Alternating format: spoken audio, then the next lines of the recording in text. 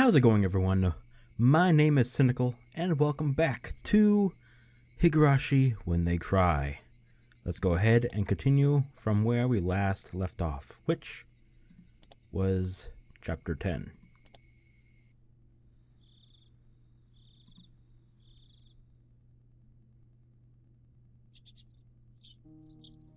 This was the first time I'd ever woke with such clarity. It was 5:59 a.m., just moments before my alarm would go off. I have those moments. Sometimes I just think my brain is its own alarm system. Right?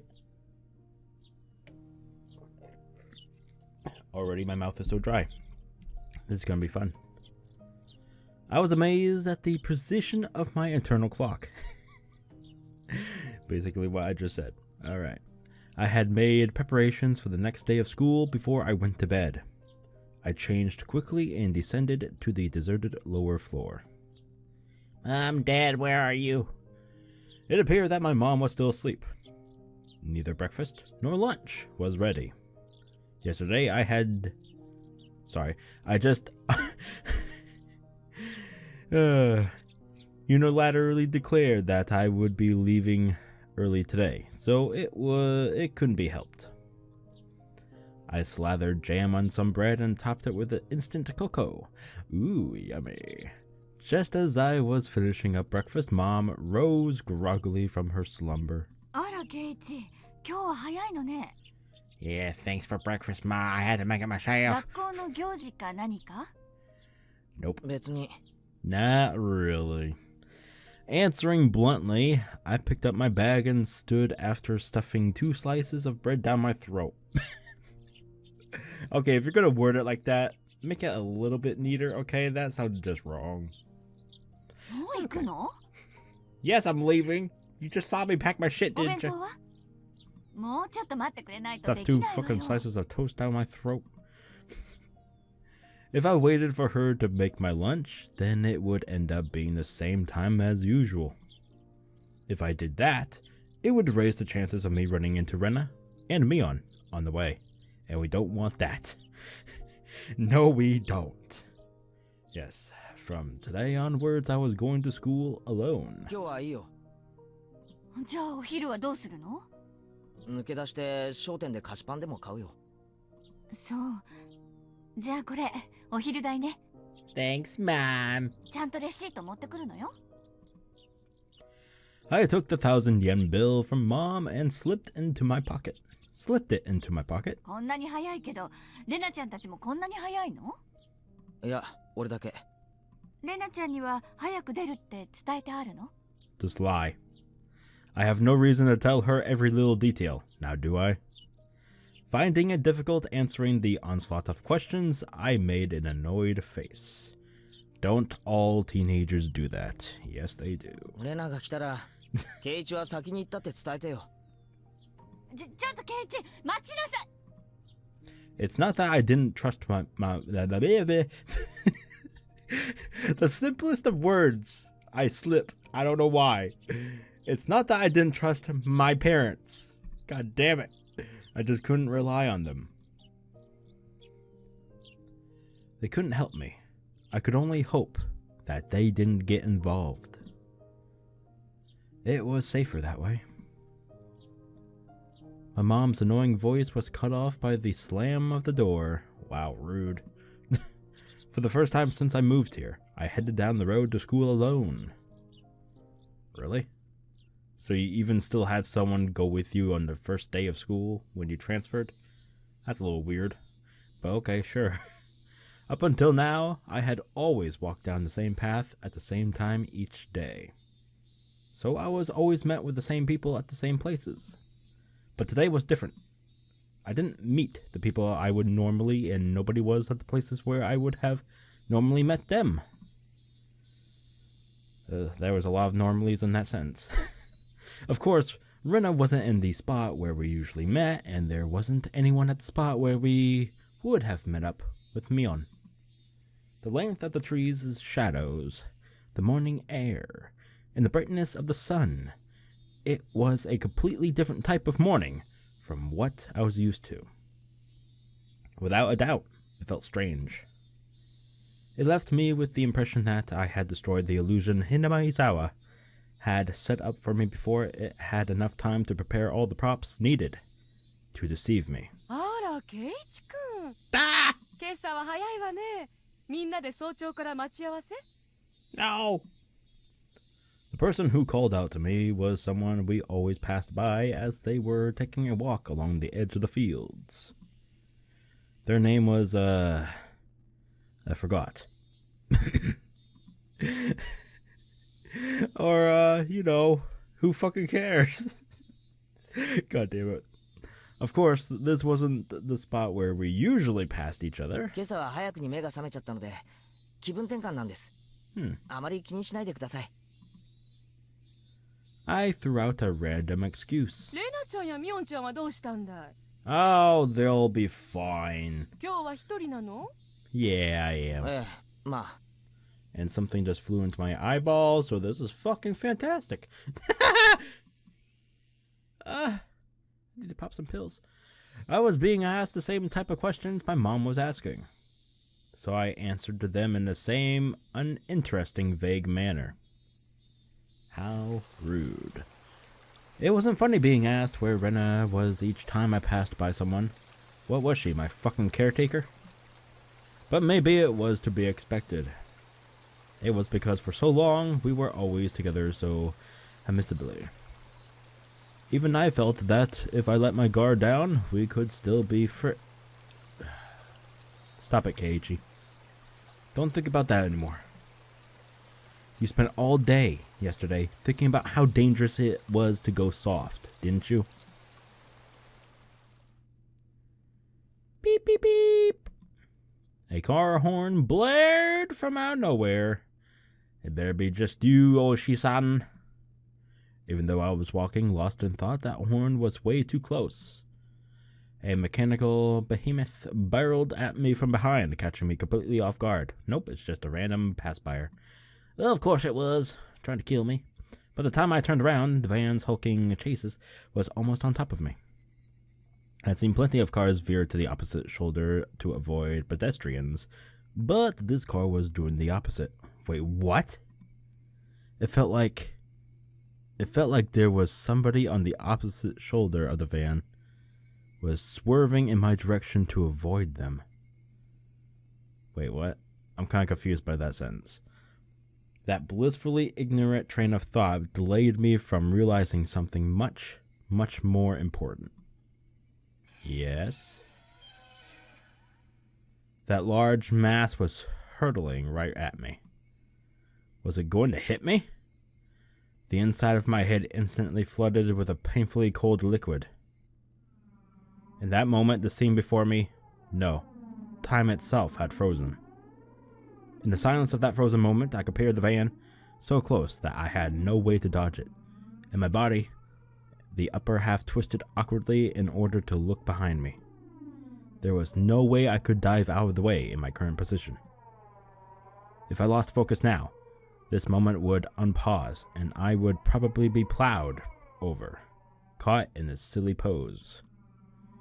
Bend my upper body over towards the paddy by the side of the road. If I bent far enough, I'd get away with just being hit by the side view mirror. As soon as that thought crossed my mind, the temporal stasis was shattered by the deafening sound of the van. The side mirror struck my shoulder, sending me spitting off to the air like a top. Oof, imagining that. Locked in my contorted position. Yikes. Splash. Sent tumbling through the air, I crashed into the muddy paddy by the side of the road. My entire body was soiled and drenched. Fan-fucking-tastic. But the choice I had made, in that instant was unmistakably for the best. Yes, because I would rather be drenched in muddy rather than dead. I was covered in mud, but when the alternative was being hit by the car, it was the closest I could be to being unscathed. Rising up from the paddy, I had enough in me to glare over at the stopped van and yell profanities at the driver. What's your profanity? I'm not sure if he was able to see me, but the van sped off suddenly.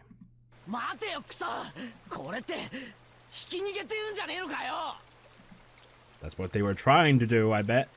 I couldn't help but continue yelling off profanities. The disgrace from being covered in mud hurt me more than any physical wounds. I slogged through the muddy paddy and made my way back onto the road.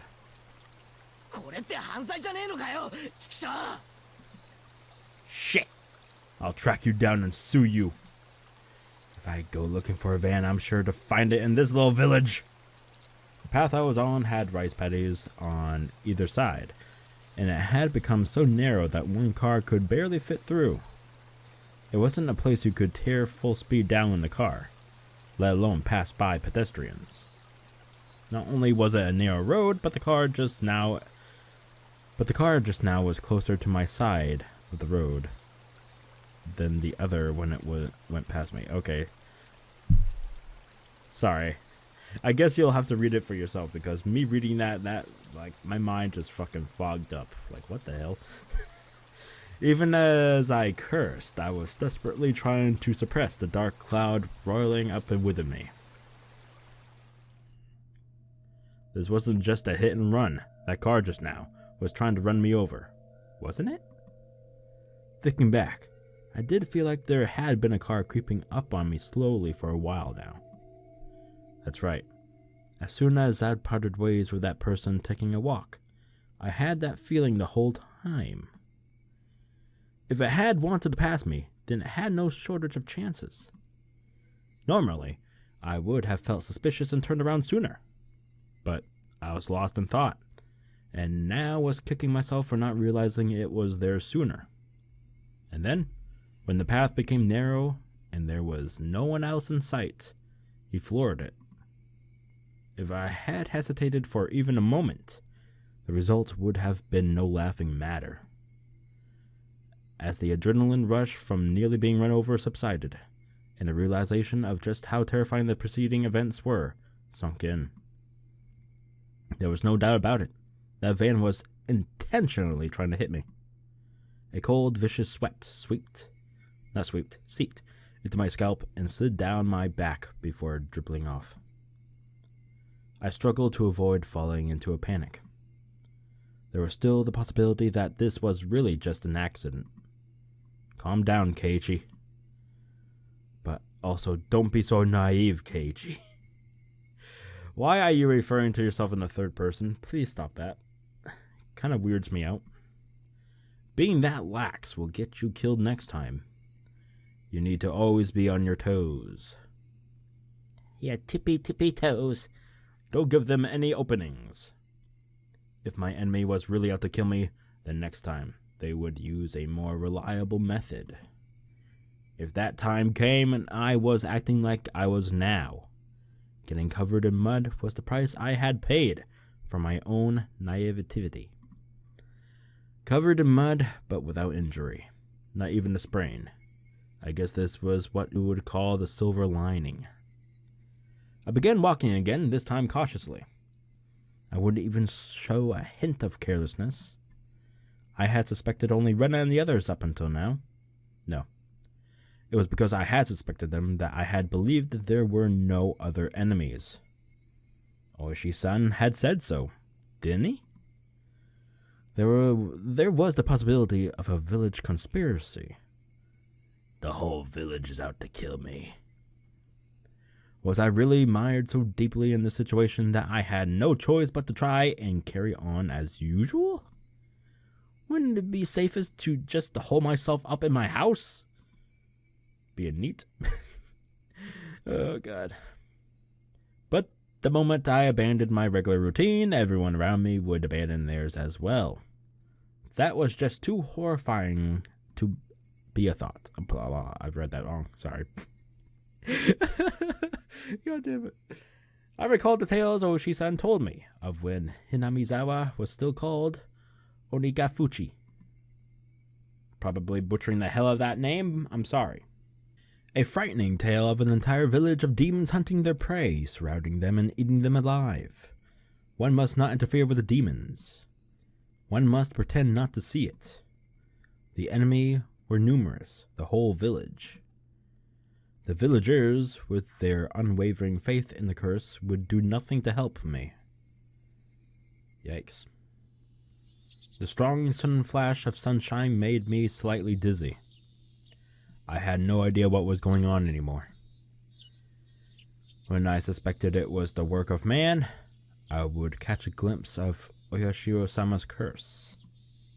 And when I suspected it was Oyashiro-sama's curse, someone would poke their head out. So once you think it's one thing, it's the other, then vice versa. It's like a switcheroo. What was coincidence? What was intentional? Who was my enemy? Who was just a bystander? No. What I really truly wanted to know was, how did I end up with the proverbial bullseye painted on my back? Eventually, an answer in the form I could understand will appear. I don't care when that will happen, because until then, I cannot die. That alone fueled my resolve to fight, and I will keep me alive. And it will keep me alive. I will survive. I will survive. Okay. God damn it. I remembered seeing the metal bat in the gym storage shed, but there was a padlock on the door bearing my entry. Fuck! At the very least, I wanted to get my hands on it before everyone else arrived at the school. I circled around the school grounds impatiently. But all I could find were things like pieces of lumber, nothing that I could bring into the classroom easily. Then, I had an epiphany. I should search inside the classroom. If it was something in the classroom to begin with, then there wouldn't be a problem. I could tell that everyone's indoor shoes were still in their lockers. Good thing I came early. Nobody else was here yet. I wondered, what could I find in the classroom? I didn't think I could find an especially effective weapon like a bat. But it couldn't be helped at this point. Until the gym storage shed was open, I needed to find a substitute. A lingering hint, a naivety, whispered that there was no way I'd be attacked at school. But such soft ideas would no longer protect me.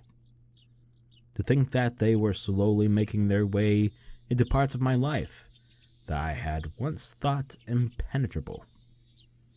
In the worst case, my own house might not be safe anymore.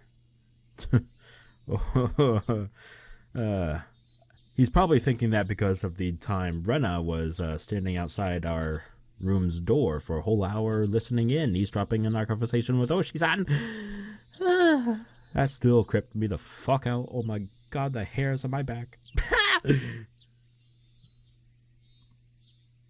That was an incredibly frightening thought. But I believe that not considering the worst case scenario would have been even more frightening. Frightening. Anyways, I will survive. I will survive. Fucking Christ. Every time I hear something like that, it goes to that song. I don't know the name of it. It's probably just that. I will survive. But yeah, you know what. Whatever. So long as I lived, then I will definitely be able to escape this labyrinth of nonsense. Nonsense. Definitely.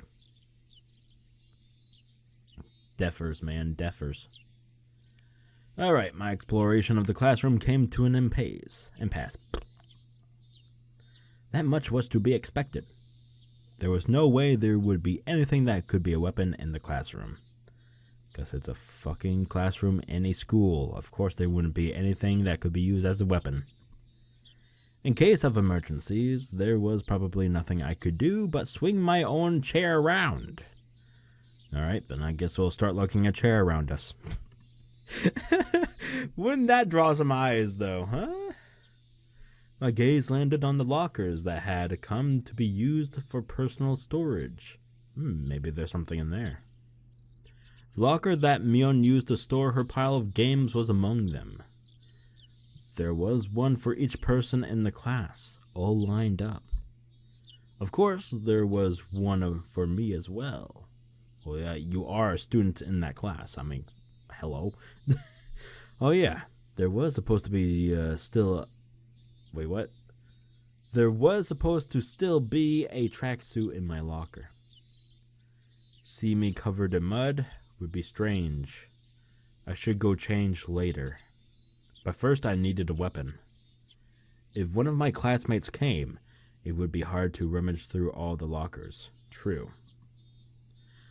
I swiftly began opening the lockers one by one.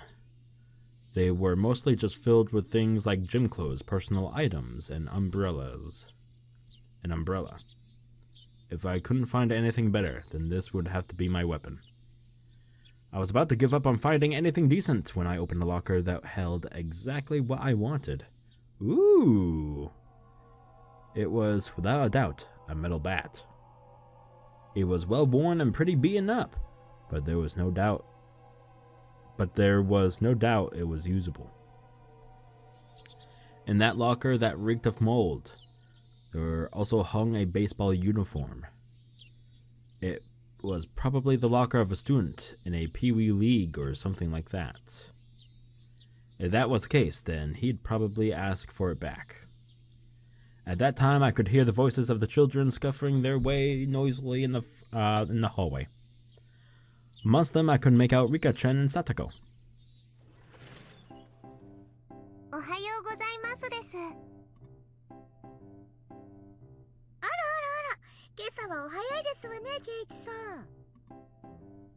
I nonchalantly hid the bat I was holding behind my back.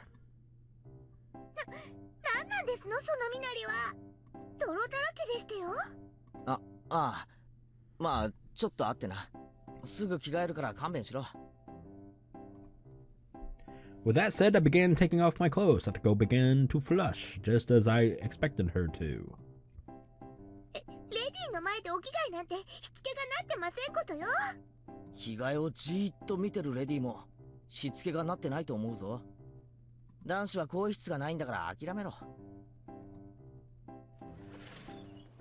As Satoko feigned disgust, she went into the hall, still blushing. Conversely, Rika-chan continued to stare at me, preparing to change. Rika-chanもレディなら着替えを見てるのは良くないと思うぞ。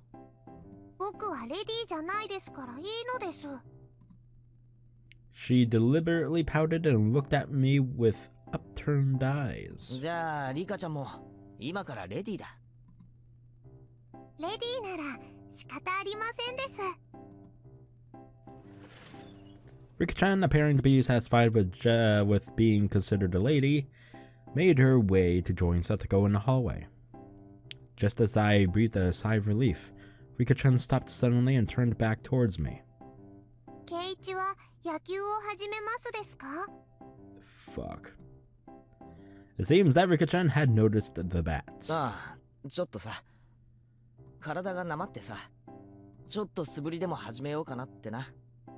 健康に気を使うのはとても良いことだと思いますです。She was talking like an old lady, despite her appearance. After saying that, Rika-chan started to leave again, but stopped and looked back at me once more. God damn it, Rika-chan. そのバット、なくさないでくださいね、です。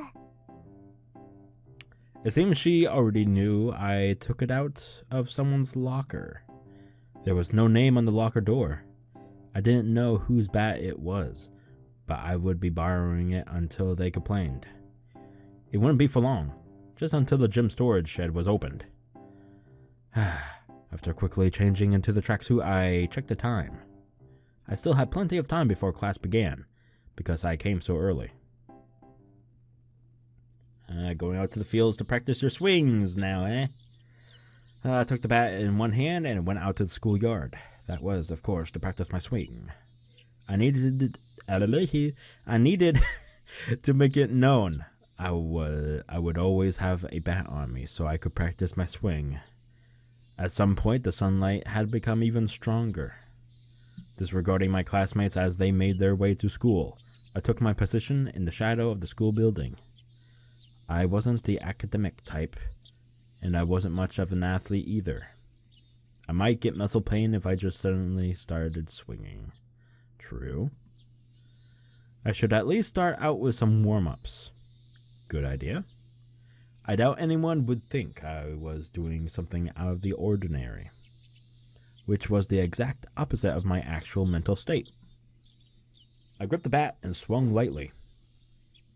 The bat was by no means light. Well, yeah, that tends to, come because it's, a metal bat. It's gonna be weighted, you fool. The weight would make it a reliable weapon when I needed it to be. Of course, I can only pray that the moment I needed to use this weapon would never come. Just carrying it around could deter attacks against me. At least, that's what I had hoped. Oh, that swing. That sound. Oh, that sound of the swing. Oh, we're getting closer to that moment, boys and girls. Swing. Swing. Bat against flesh. What? What does it look like I'm doing? Being bombarded with such a hysterical voice, I jumped.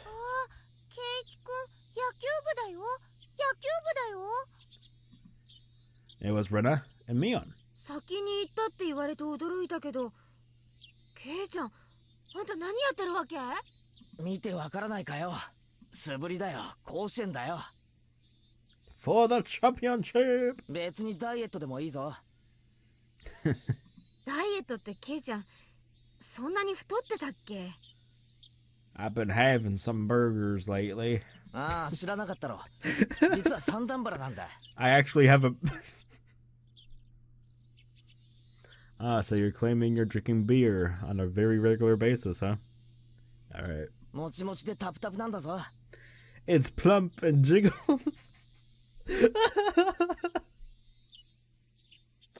It's all plump and jiggly. Oh. Oh my god. もちもちでタプタプ。 I'm not talking about my man boobs. Heyo! レナ、変な想像しなくていいぞ。God damn it.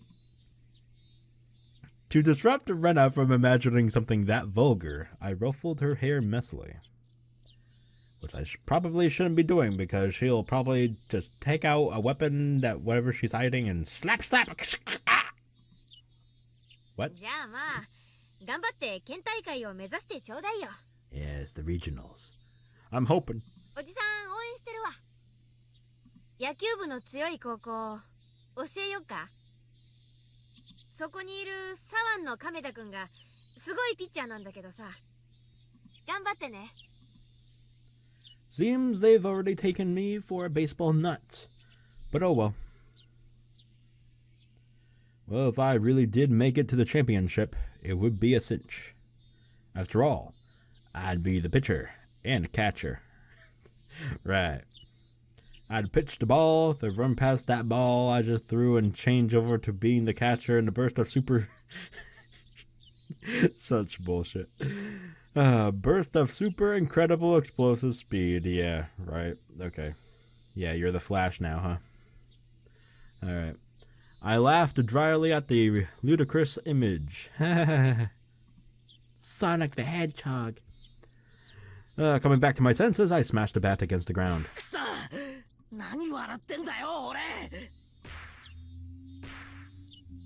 I pounded the ground over and over. With each impact, the reverberation traveled through the bat, stung my hands. If they smile at me like that, I'll... Don't allow anyone close to me. Don't trust anyone, no matter how many times I tell myself that. If they made me smile like that, I'll... I already knew quite well that there were demons dwelling in my smiling friends, but I just couldn't believe it. Did that kind of split personality really exist? Like how Rena confessed to the doctor. Were they simply being possessed by Oyashiro-sama? In other words, did a supernatural being like Oyashiro-sama really exist? And was it possessing everyone to try and kill me? Yeah, That would be wonderful. If only everyone were actually my friends all along and everything was all just Oyashio-sama's fault. Maebara Keiichi no bakayoro! Dakara! I yelled out, drawing out all my power from the pit of my stomach and raised the bat violently into the air. As I screamed out with all my might, I beat the metal bat into the ground over and over. With every impact, my weakness was being beaten down. Smash, forget. Smash, don't be soft. Smash, know your enemy. Like hell I'll let them kill me. My shoulders heaving up and down from my ragged breathing. I heard the first bell ring just as I calmed down. It was time for class.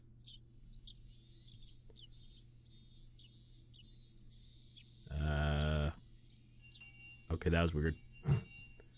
I'm guessing it's after school. Yay! Go home. I gasped with the sudden realization that was the final bell. Hell yeah. As I felt all the tension drain from me, I let out a deep breath. My mind was in a muddled state for much of the entire day. I didn't feel like I was awake, but it didn't feel like I was asleep either. I couldn't say it felt especially comfortable, but I felt a kind of relief that the sanctity of the school part of my daily life had yet to be violated. How long would I have to keep on living like this? I can only grit my teeth and bear with it as this living hell slowly gnawed away at me.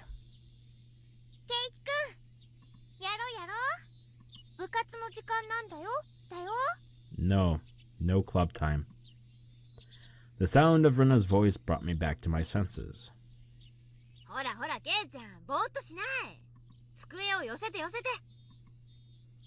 Everyone was moving the desks together as usual. That's right. It was happy fun club time. No, I don't want happy fun club time. But I had no intention of taking part, thank you. I half-assedly stuffed the contents of my desk into my bag as I prepared to go home. It was a weak-handed gesture to avoid having to actually say I'll be going home now.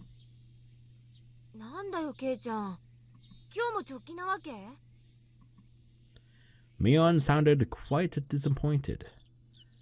So what, now you're gonna try and hunt me down and kill me? Yeah, for a while, say about 4 years. Can you leave me alone until then? Oh, God damn it. The tone of the words. God damn it. The tone of the word that were. Sorry, everyone. The tone of the words, there you go, that spilled from my mouth matched Mion's disapproving glare. It felt like the air in the room had dried out. Do not all stare at me, or else I am going to freak the shit out. Satoko looked like she was about to say something, but perhaps dissuaded by the mood, she swallowed her words and stayed silent. Nobody said a thing.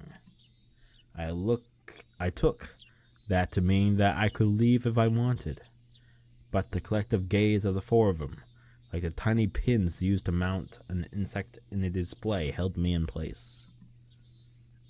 Rena was the one who cut through the heavy mood. Keiichi-kun,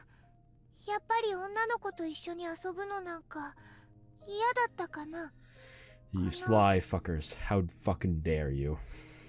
Alright, yeah, you're gonna threaten me with having needles and food and trying to fucking kill me and fucking doing this shit, having split personalities, fucking going off at me, ah!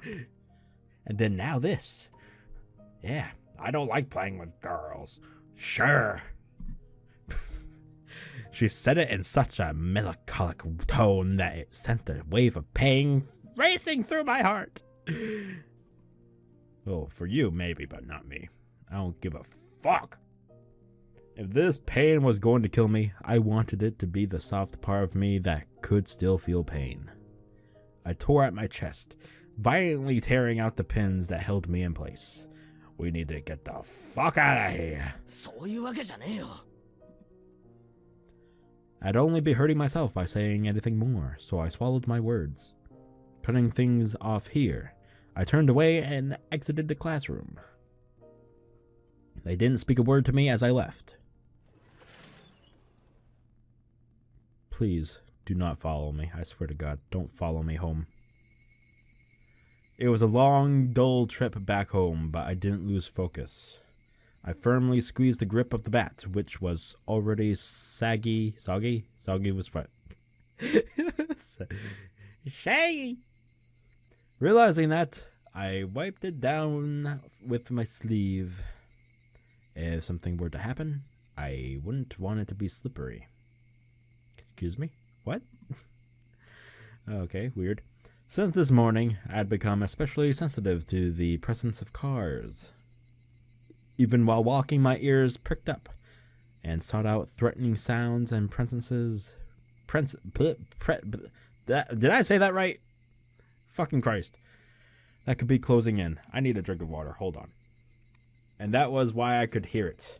Wait, what? Oh no, what? What?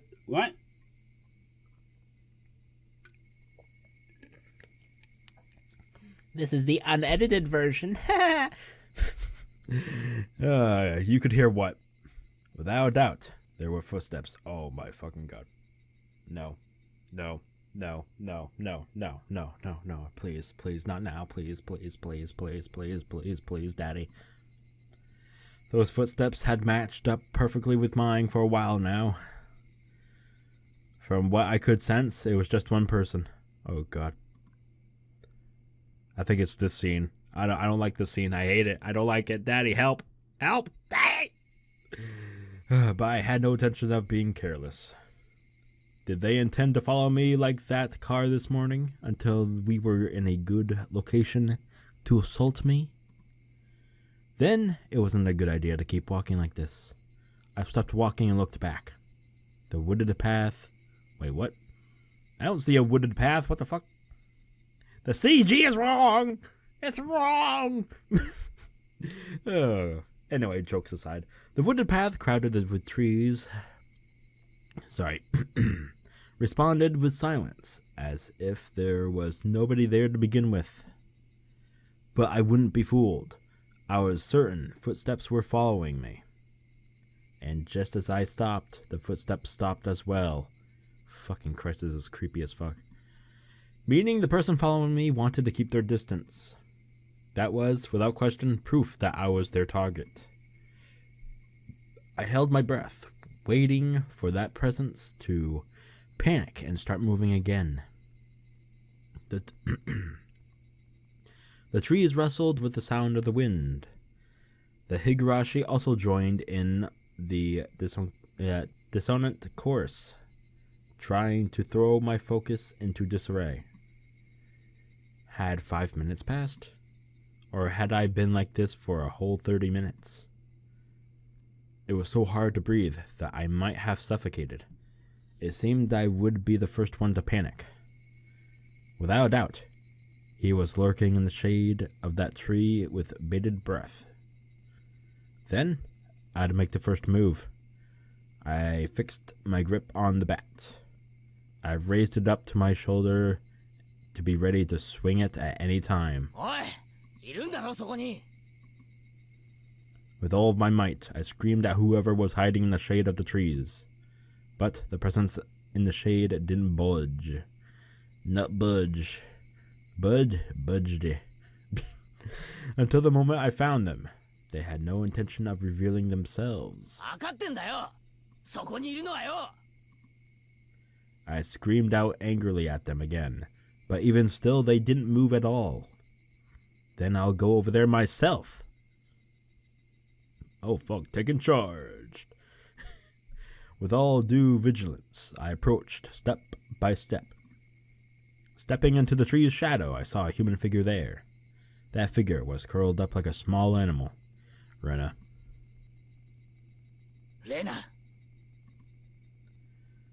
When she realized I had found her, her expression softened. She seemed apologetic, but wasn't going to speak a word. I wouldn't accept that silence and screamed the question at her.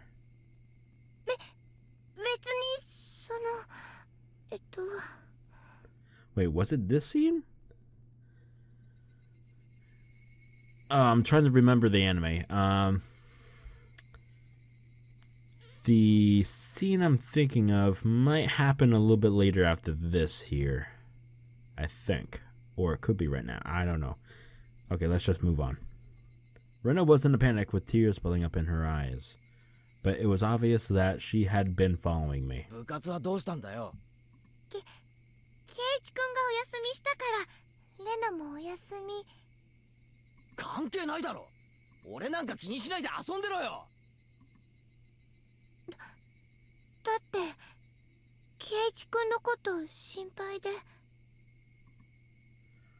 Thinking about how I'd been acting up until now, it wasn't hard to imagine that my behavior could have been perceived as strange. So Rena was concerned. At a quick glance, that's how it would seem, but I wasn't going to let my guard down that easily. Even if that was really the case, she still wouldn't have to do something like try to tail me. She should have called out to me when I was leaving and gone out right with me. But Rena didn't do that. She kept her distance from me and matched my walking speed. On top of that, she matched the sound of her footsteps and deviously tried to hide her presence from me. Then, after she realized I noticed she was there, she held her breath as she tried hiding from me. She wore a timid expression that would force one to take pity on her, but without a doubt, she was tailing me.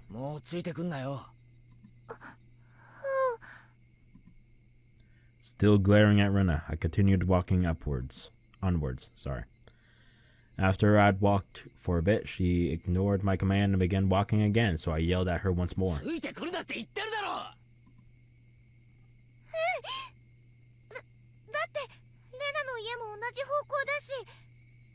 Then move on ahead of me.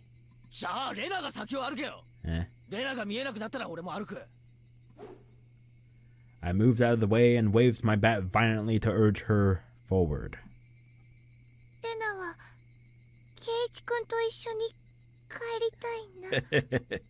Not happening. Making a pitiful expression, she meekly squeaked out the words in a voice that she knew would cut into my heart. That agitated me to no end. I knew it was a lie. If you wanted to go home together, then you should have called out to me before. Now you're just blurting out random lies.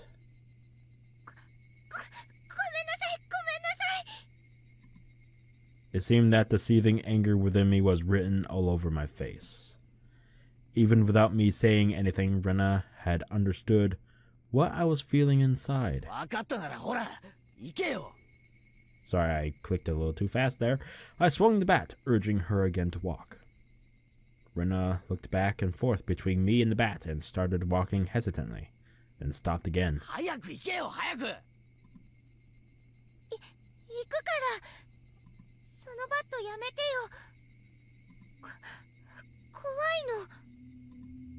Rena guarded herself while pointing at me holding the bat.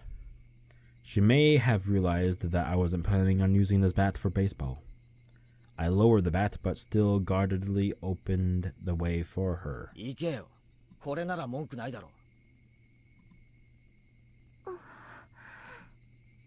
There was nothing else she could protest. She passed by me timidly so as to not set me off. As I watched her pass by, she stopped completely after having barely moved at all. Then a powerful gust blew past us. Oh no. Oh no. Oh no. Oh no, it is here. Oh fuck. Barraging my face with dust. Oh fuck. Oh fuck. Oh fuck. Oh fuck. Oh fuck. Oh fuck. Oh fuck. The dust got into my eyes and clouded my vision. Fuck my life. Here we go. While rubbing my eyes with my left hand, I swung blindly at the bat in my right, protecting the small opening I had presented. But Rena didn't even try to attack during that opening. Attack me? No, she hadn't budged an inch. I could tell from the sound of her fluttering skirt in the wind. As her skirt settled, so did the silence. At that moment, the voice inside of me immediately warned me of impending danger. I was caught by surprise.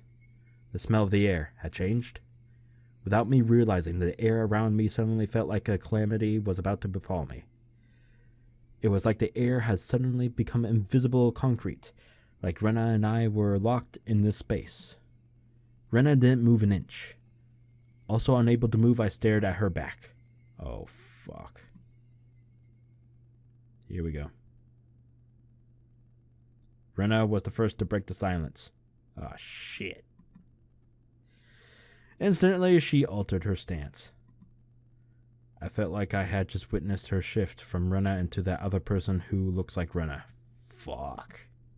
But the voice was one I knew well, which filled me with a kind of bewildering pity. Carelessly, I felt relief upon hearing that pitiful voice.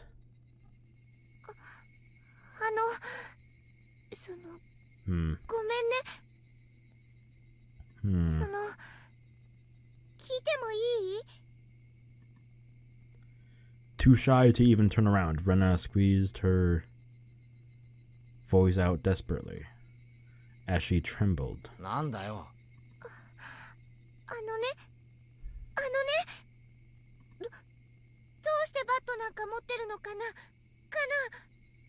Do you have to ask? The question Rena asked was by no means unexpected.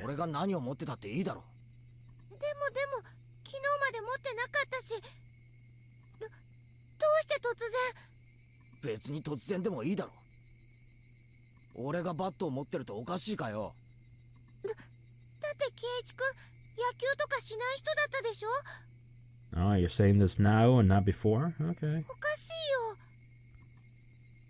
I couldn't tell what kind of answer she was looking for, and I was getting tired of answering her. So keep on walking. She answered instantly, and that annoyed me slightly.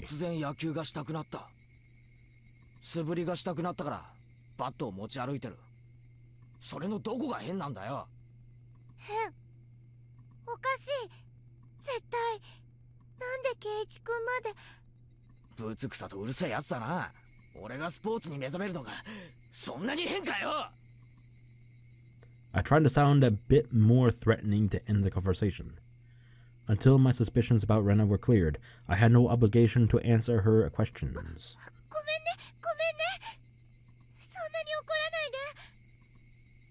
Rena still didn't turn around and spat out words of apology, one after the next.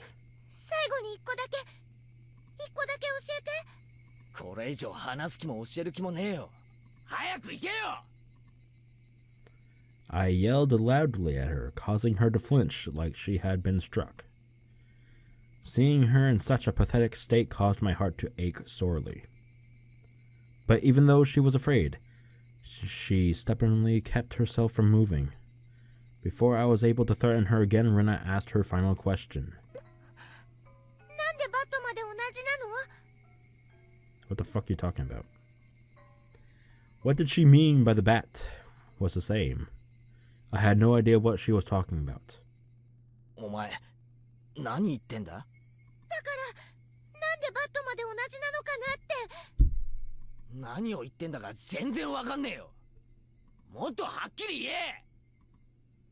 Even still, Rena didn't turn around. After inhaling deeply, she screamed.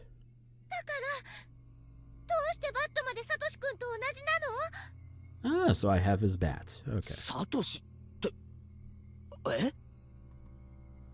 Upon hearing that name out of the blue, I became dumbfounded but for the brief moment. By Satoshi. Did she mean that student who transferred out last year? No, that couldn't be. Rena had tried to cover it up by saying he transferred, but Oishi-san told me quite clearly that he was missing. He was a student who sat on my seat until last year. He was believed to have been demoned away by Oyashiro-sama's curse. I didn't know the details about his disappearance. The aunt he lived with was killed the night of the Watanagashi by a drug addict, and not long after that, he suddenly vanished and was now missing. That Satoshi and I were... what? My gaze fell to the back of my hands. Could it be? Satoshi Hojo. It was a bit difficult to see, but that was what was written on the white tape at the end of the bat. I see. So this was Satoshi's bat. これサトシのバットだったんだな。誰も使ってなかったんでちょっと借りたんだよ。いいだろそれくらい。そんなことじゃないの。 The way Rena said that made it seem like this bat was something that should never be touched. Like it was some sort of offering at a shrine, or a memento of the deceased. I could only stand there, perplexed and unable to respond. Rena continued speaking without waiting for a reply. サトシ君の時とどうしてそんなにまで同じなの？ Oh, so we're acting the same way. Okay. So what, I'm gonna be demoned away next? Fan-fucking-tastic. Rena was talking about more than just the bat belonging to Satoshi. サトシ君もそうだった。野球チームには入ってたけど、本当は野球なんか好きじゃない人だったのに。それが俺とどう関係が？サトシ君もある日突然バットを持ち歩き始めたの。チームに入ってただけでスポーツなんかしない人だったのに。 What about it? I closed my mouth before I could say that out loud. Listen carefully, Keiichi. Rena is trying to tell us something important. サトシ君もね、ある日突然一人で登校するようになったの。ケイチ君みたいに。そしてね、ある日突然素振りの練習を始めたの。ケイチ君みたいに。そしてね、ある日突然バットを持ち歩くようになったの。ケイチ君みたいに。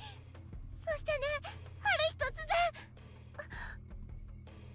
Then one day he suddenly what? Rena had swallowed her words. Rena's sudden silence brought a hush back to the surrounding area. It was then that I could finally digest the content of the entire conversation. She was saying my chain of actions. God damn it! Log. She was saying my chain of actions was exactly the same as Satoshi's. What was the meaning of this? Up until just now, I'd forgotten all about Satoshi. I had never paid much thought to him in the first place. Not only that, I didn't even know anything of what he'd done. My actions today should have been my own creation, after all the planning I had done. But they have been the exact same as Satoshi's?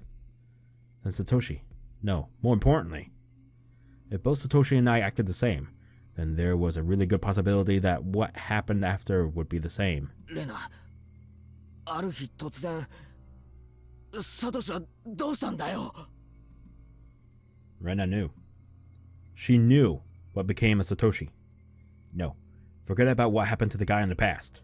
Rena knew what was going to happen to me. 答えろよ、レナ。サトシはどうしたんだよ?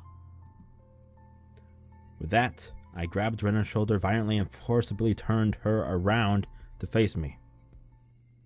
It's not gonna be her. As I faced her, I felt a jolt travel through my entire body. Hey! Oh, fuck me. It was that person that I didn't know. At least, it definitely wasn't the Rena Ryugu I'd been talking up until just now. The voice just now didn't have a trace of the trembling or emotion that it had had before. The amount of regret I felt for turning her around so carelessly was unsurpassed. That gaze that pierced like a cold needle a smile on her face that evoked an image of having been carved out by a knife. Chills went down my spine. My mind froze under a layer of rime. Both of Rena's eyes pierced through mine, leaving me unable to look away. As if to remind me of the fear of that time before, Rena brought her face close to mine, so close that I could feel her breath. Her face had filled my entire field of vision. Then her sharply shaped lips grew even sharper, like the curve of like the curve of a crescent moon. She grinned.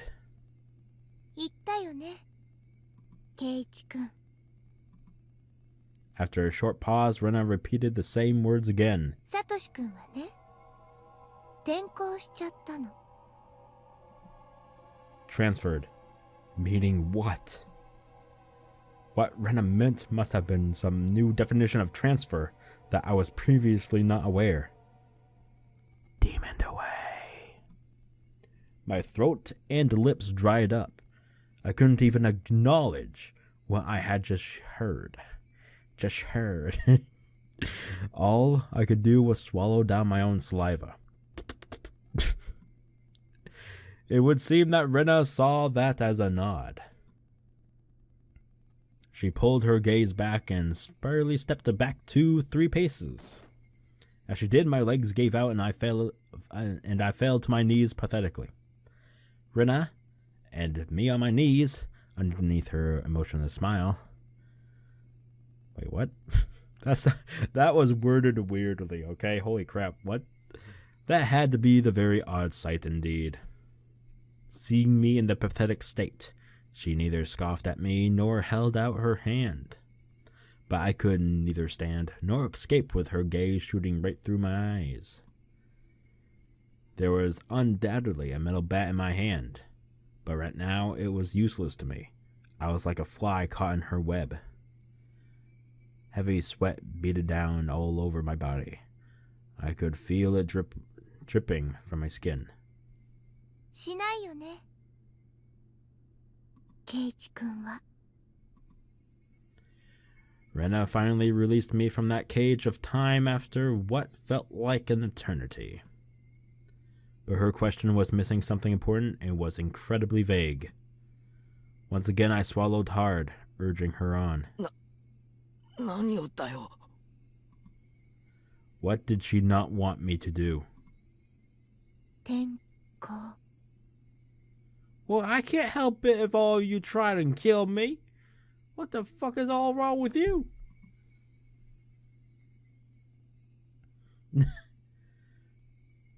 Ay, ay, ay. Ay, caramba.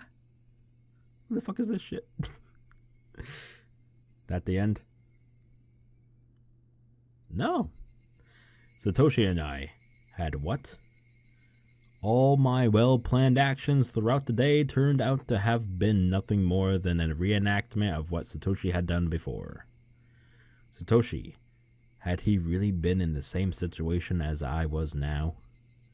The friends he had gone along with had changed suddenly, and for no reason, at least none that I had noticed, planned to kill him? Then, fearing for his life as I am now, he got a bat to protect himself and carried it around every day to practice his swing? And then one day, suddenly, he transferred. My blood went cold, causing a prickling sensation to course through my veins. Starting near my heart, it radiated outwards, from the top of my head to the soles of my feet, chilling every part of me without recourse. What did she mean by transfer? What did she mean by transfer? Was Satoshi still at wherever he transferred to? Was he the only one who would be able to understand me? Would he be able to tell me why it all ended up like this?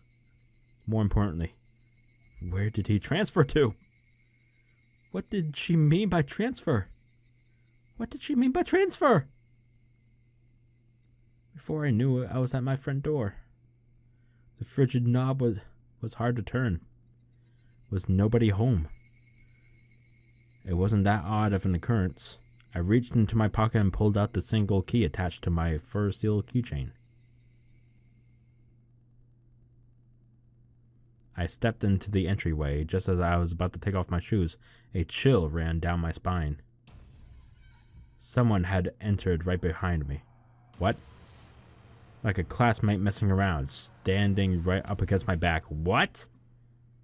You're kidding, right? It had to be my imagination. Logically speaking, it was impossible for someone to be able to hide their presence within my personal space all the way through the door. But there was undoubtedly someone behind me. Hey now, Keiichi. How do you know they're there, even though they're behind you? Because I could hear the sound of flowing air. There's no other person I'd hear that sound. That was the presence. Because I could hear the sound of them blinking. Keiichi Maebara, there's no way you could hear that. My most base instincts were warning me of the presence. Common sense was telling me that it was just my imagination. It was just my imagination. There was nobody behind me. I began to erase the mental image of an eerie figure standing behind me. But at the same time, I asked myself, if there was nobody, then what was I feeling? As an uncomfortable sensation crawled up my spine. Actually, wouldn't it be better if there was somebody there? If there was nobody there when you turned around, would you be able to accept that? I'd be able to answer all those questions just by looking behind me. But I didn't have enough courage to even do that simple task. Oh, right. I could try speaking to them. The person behind me might answer me. It was a random thought. I didn't care how I went about it, just so long as I didn't have to turn around. If I had calmed down and thought if I had calmed down and thought about it, I would have known that wouldn't have solved anything.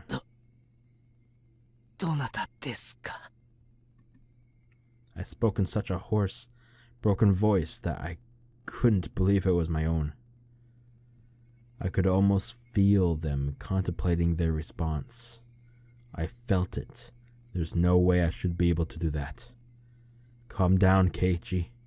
It's all in your head. That time, I was certain I heard it. As if hesitantly trying to answer my inquiry, I was certain I could hear the sound of somebody inhaling. I heard it. I heard it. I heard it clearly. It was a girl. A young girl. I didn't know who, but a tiny speck of courage in me, however reckless it was, inspired a primal yet fitting solution to this current predicament: a scream. All the force in my body released from my lungs and through my throat, seizing all thought processes in my head. Suppressing all my thoughts and motions, I began to collapse like a house of cards, somehow managing to twist my body and look back as I did so. It was definitely there. Right there. Somebody was there. Until the moment I turned around, until I brought the area behind me into my field of vision, there were definitely there. Falling face up, my eyes traced the remnants of the presence suspended in the empty space. It couldn't be. They were invisible. They looked like they weren't there. But were they actually still standing there? As I screamed, all the emotions I was holding back burst free in a violent wave. However, I was decidedly calm as my emotion dam collapsed. The turbulent wave of pent-up emotions was skillfully diverted into a torrent of aggression. That emotion was definitely required to execrate myself from the bizarre situation happening right in front of me. In my state of heightened lucidity, I entrusted my body to the fury. The metal bat held firm in my right hand as if drawn there by a magnet. A mid-level sweep would be the hardest attack to dodge. I remembered reading something like that from a book about swordsmanship or something. I brandished my will to fight. The after image of that amalgamation, I probably butchered that word, I don't know how to pronounce it, of metal flashed as it swung from left to right, beating against my entryway. The bat slammed into the right wall, the tip rebounding violently. Very calmly, I transferred the force of the rebound into a sweep to the left. The door of the shoe cupboard was split into pieces. Good luck explaining that to your parents. Those two swings whiffed through empty space, but they seemed to have a great psychological impact on the enemy. What? I could feel the panic emanating from that space. The attack wasn't the only thing required. I extracted the bats from the cupboard it was embedded into and screamed as I spun my entire body around in a large arc. My scream shook the air, imbuing my ferocious swing from even more destructive power. Without mercy or restraint, my violent strike, with certainly fatal force behind it, shattered the top of the cupboard.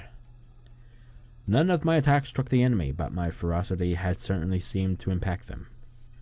Breathing heavily, my entire body soaked in sweat.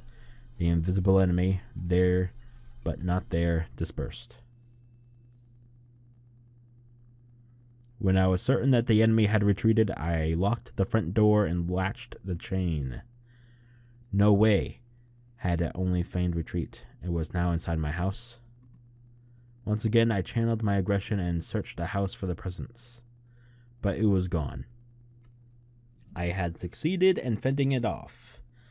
At that moment, the tension drained from my body, and I let out a deep sigh of relief. All of the emotions I've been holding back chaotically merged together and began to flood out. A hodgepodge of fear, accomplishment, and disbelief all mixed together and began to flow through my body. Unable to deal with each individual feeling, I beat them all back with the strongest exhaustion. Even in this moment, I remained composed. After checking that all the doors throughout the house were locked, I went up to my room on the second floor and closed the curtains. I straightened my back and tilted my head back a little. After clearing my mind, of all the idle thoughts, I managed to calm down even more. My mouth is so fucking dry. God damn it.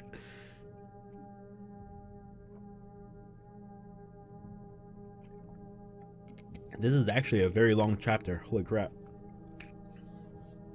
I hope you're all enjoying it. Oh, Lord. Whew, okay. What was that at the front door? There was definitely something there. Thinking about it, maybe it was just an apparition I dreamt up in my confused state, but I really didn't think that was the case.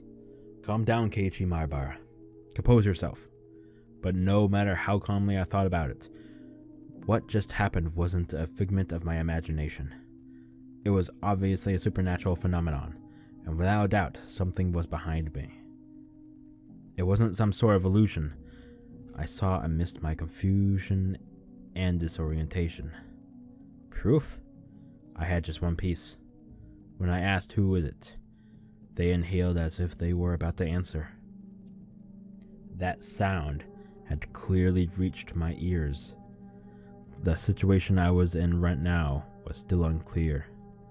Either I've been possessed by the supernatural phenomenon known as Oyashiro-sama's curse, or this was the ruse by the villagers who believed in it and were imitating it.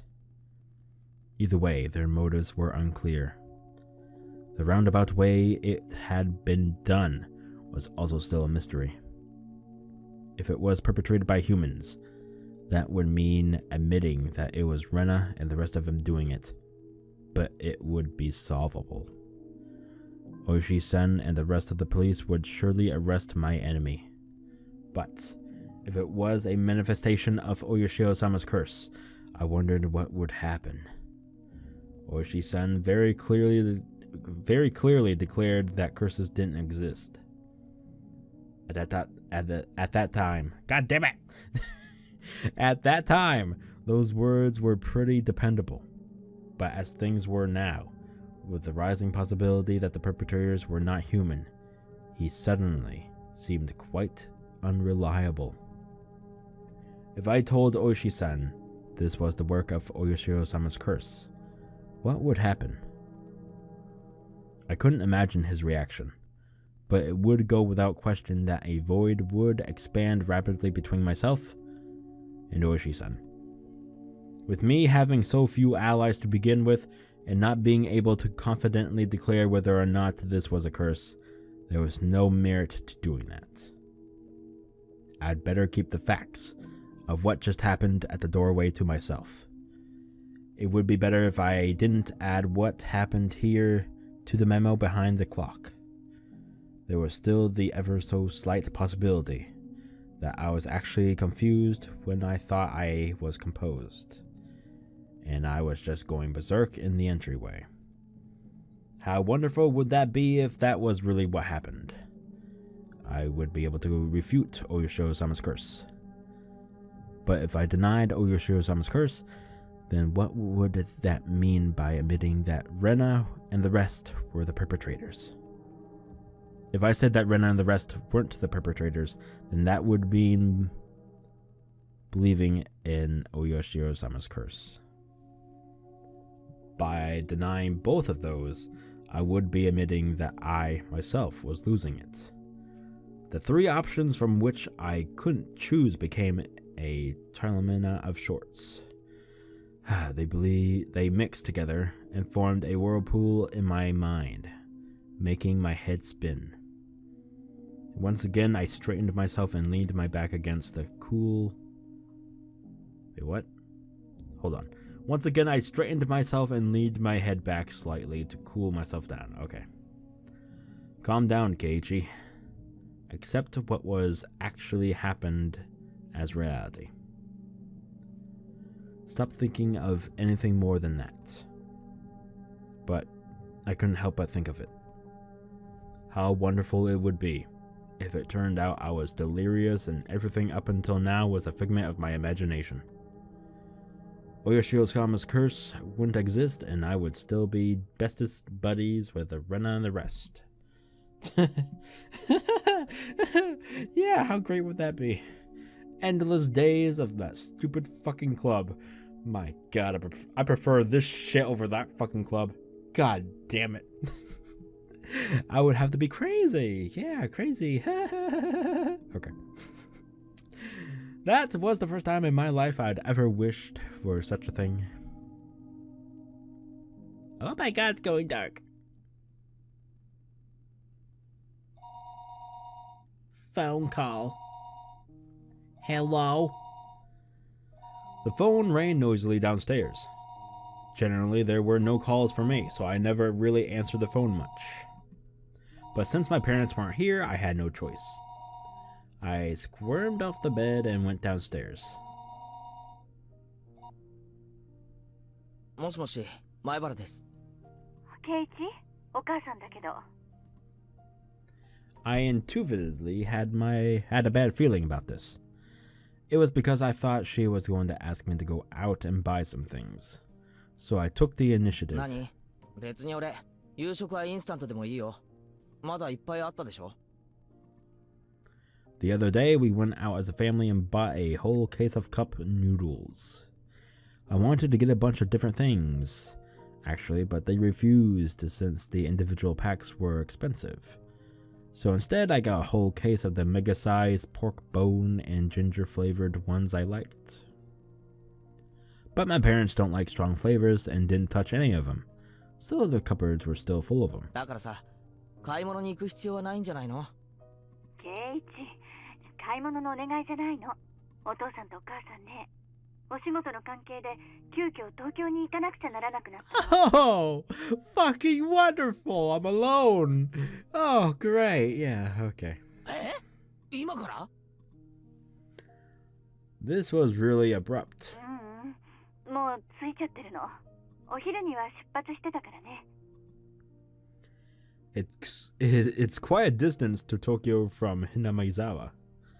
Gunning at full speed down the highway would still take 6 hours. Dad has a license, but since he doesn't like the highway, they likely took the train. It would have taken longer. ケイチもお父さんとお母さんの話を聞いてたからわかるかもしれないけど、お父さんのお仕事の契約がね、今ちょっとうまくいってないの。Sorry, that was a little bit quick. ケイチも Yeah, お there we 父 go. さんとお母さんの話を聞いてたからわかるかもしれないけど、お父さんのお仕事の契約がね、今ちょっとうまくいってないの。There we go. Now that she mentioned it, I did remember that they talked all that time about how his job prospects weren't looking so good. お父さんはそういうのに繊細な人だから、このままだとお仕事にも影響が出ちゃうの。Part of my father's particular fragile artistic personality, his emotions changed as easily as the fall sky. You could also just say he couldn't take criticism. Can anyone? でもそんなの電話でやり取りすればいいじゃないか。ケイチ、お父さんのお仕事なんだから、もうちょっと応援してあげて。Oh no, this is a little bit suspicious. とにかく電話よりも直接会って話した方が早いの。誤解もないし。As their son, there was nothing more I could say once they started talking about work. だから帰るのは明日の晩になっちゃうの。ケイチ、一人で大丈夫よね。別に死にはしないよ。ケイチ、死んじゃうなんて軽々しく言っちゃダメよ。心配事があったら相談してね。母さん、きっと相談に乗れると思うから。Right. Yesterday I did bring up if I died rather abruptly, so I supposed they were a little worried. But really, I was more depressed by the fact that nothing would be solved by telling them. But I didn't plan on dying. At least not while I still knew nothing. I would never allow it. 死なないよ。俺はあがいてでも生き延びる。そう。じゃあね、明日の朝、ちゃんと起きるのよ。朝ごはんは食べてね。お風呂と歯磨きも忘れないのよ。へいへい。そんじゃ。The call ended like that. Sometimes my parents went off to Tokyo for business meetings, but Tokyo was far away. They normally did things by phone. The times they did go were normally planned out in advance. It never happened this suddenly. I couldn't say that those circumstances didn't feel strange or rather unnatural. In a way, I only needed to recognize the reality of the situation. That tonight, I was the only one in the house. That when my parents came back from work, I'd be gone missing. Vanished. Looking back on the series of events of the previous 5 years involved Oyashiro-sama's curse. Dun dun dun. It wouldn't seem that strange at all. Come to think of it, it was getting pretty late. I didn't think it was a good... Wait, what? I didn't think it... Sorry about that, what the fuck? I didn't think it was good that the only light on the house, on the whole house, was from my room on the second floor. It was the same as broadcasting to the enemy that my parents were gone and this was their chance. First, I ran to the living room, flicked on the lights, turned on the TV to a reassuring volume. Next was the study. I similarly turned on the lights and some music. With this, from the outside, it would look like my parents were here. Once again, I went through the house, checking to see if there was anything left unlocked. When I saw the When I saw the veranda and the laundry still hanging out there, I went pale. That would have made it too obvious. I needed to take it down. I snatched down the laundry half-assedly and erased all traces that my mother wasn't there. It should be fine now. Ah, the garage. They hadn't gone all the way to Tokyo by car, but they had gone up to Okinomiya station? I butchered that so hard. I'm so sorry. The garage was empty, wide open, and in plain sight. This was not good. I panicked and rushed out to the back to close the normally open garage door. It should be fine now. Ah, I needed to get the paper. Mom always got the paper. Since they left in the afternoon, the evening paper was still out there. My premonition was correct. I pulled out everything from the mailbox and dropped it in the entryway. With this, Wait, what? God damn it, I'm fucking screwing up. Because this is such a long recording. Holy shit. Hour and 21 minutes I'm reading. Holy crap. Okay. Usually it's only an hour. With this, for this time, it should be fine. Come to think of it, leaving the cupboard busted like that from my little freakout was kind of bad. I'll just say I tripped and fell, and the bat was, I was holding smashed into it. Yeah, that's a good excuse. Weird. Even so, just leaving it in its current state wasn't good. I should clean it up a little before Mom got back and scolded me. I remembered that there was a broom and dustpan in the closet. As I was going to get them, the phone rang once again. もしもし、前原です。あら、ケイイチくん？ What the fuck? お母様はいらっしゃいますかしら？ Oh, hell no! 今ちょっといないんですけど。No, you don't say that shit. You idiot, Keiichi Maebara. Don't reveal that your parents are gone. You can follow up still, calm down and take care of it. すぐに戻ると思います。 That wasn't a good response either. Now they might say they'll call again or to tell her to call when she comes back. なら結構です。大した話でもありませんから。では失礼しますわね。 Oh god, that's suspicious as fuck. The scenario I feared didn't play out, eliciting a sigh of relief. That call was fortunate in more ways than one. I'd have to deal with any telephone calls coming in from my parents tonight. I was somehow able to deal with the phone call just now, but I couldn't continue to rely on such poor improvisation. I needed to make up a good story to explain that my parents were home, but couldn't answer the phone at the moment. They were making tempura and couldn't step away right now? That wasn't good enough.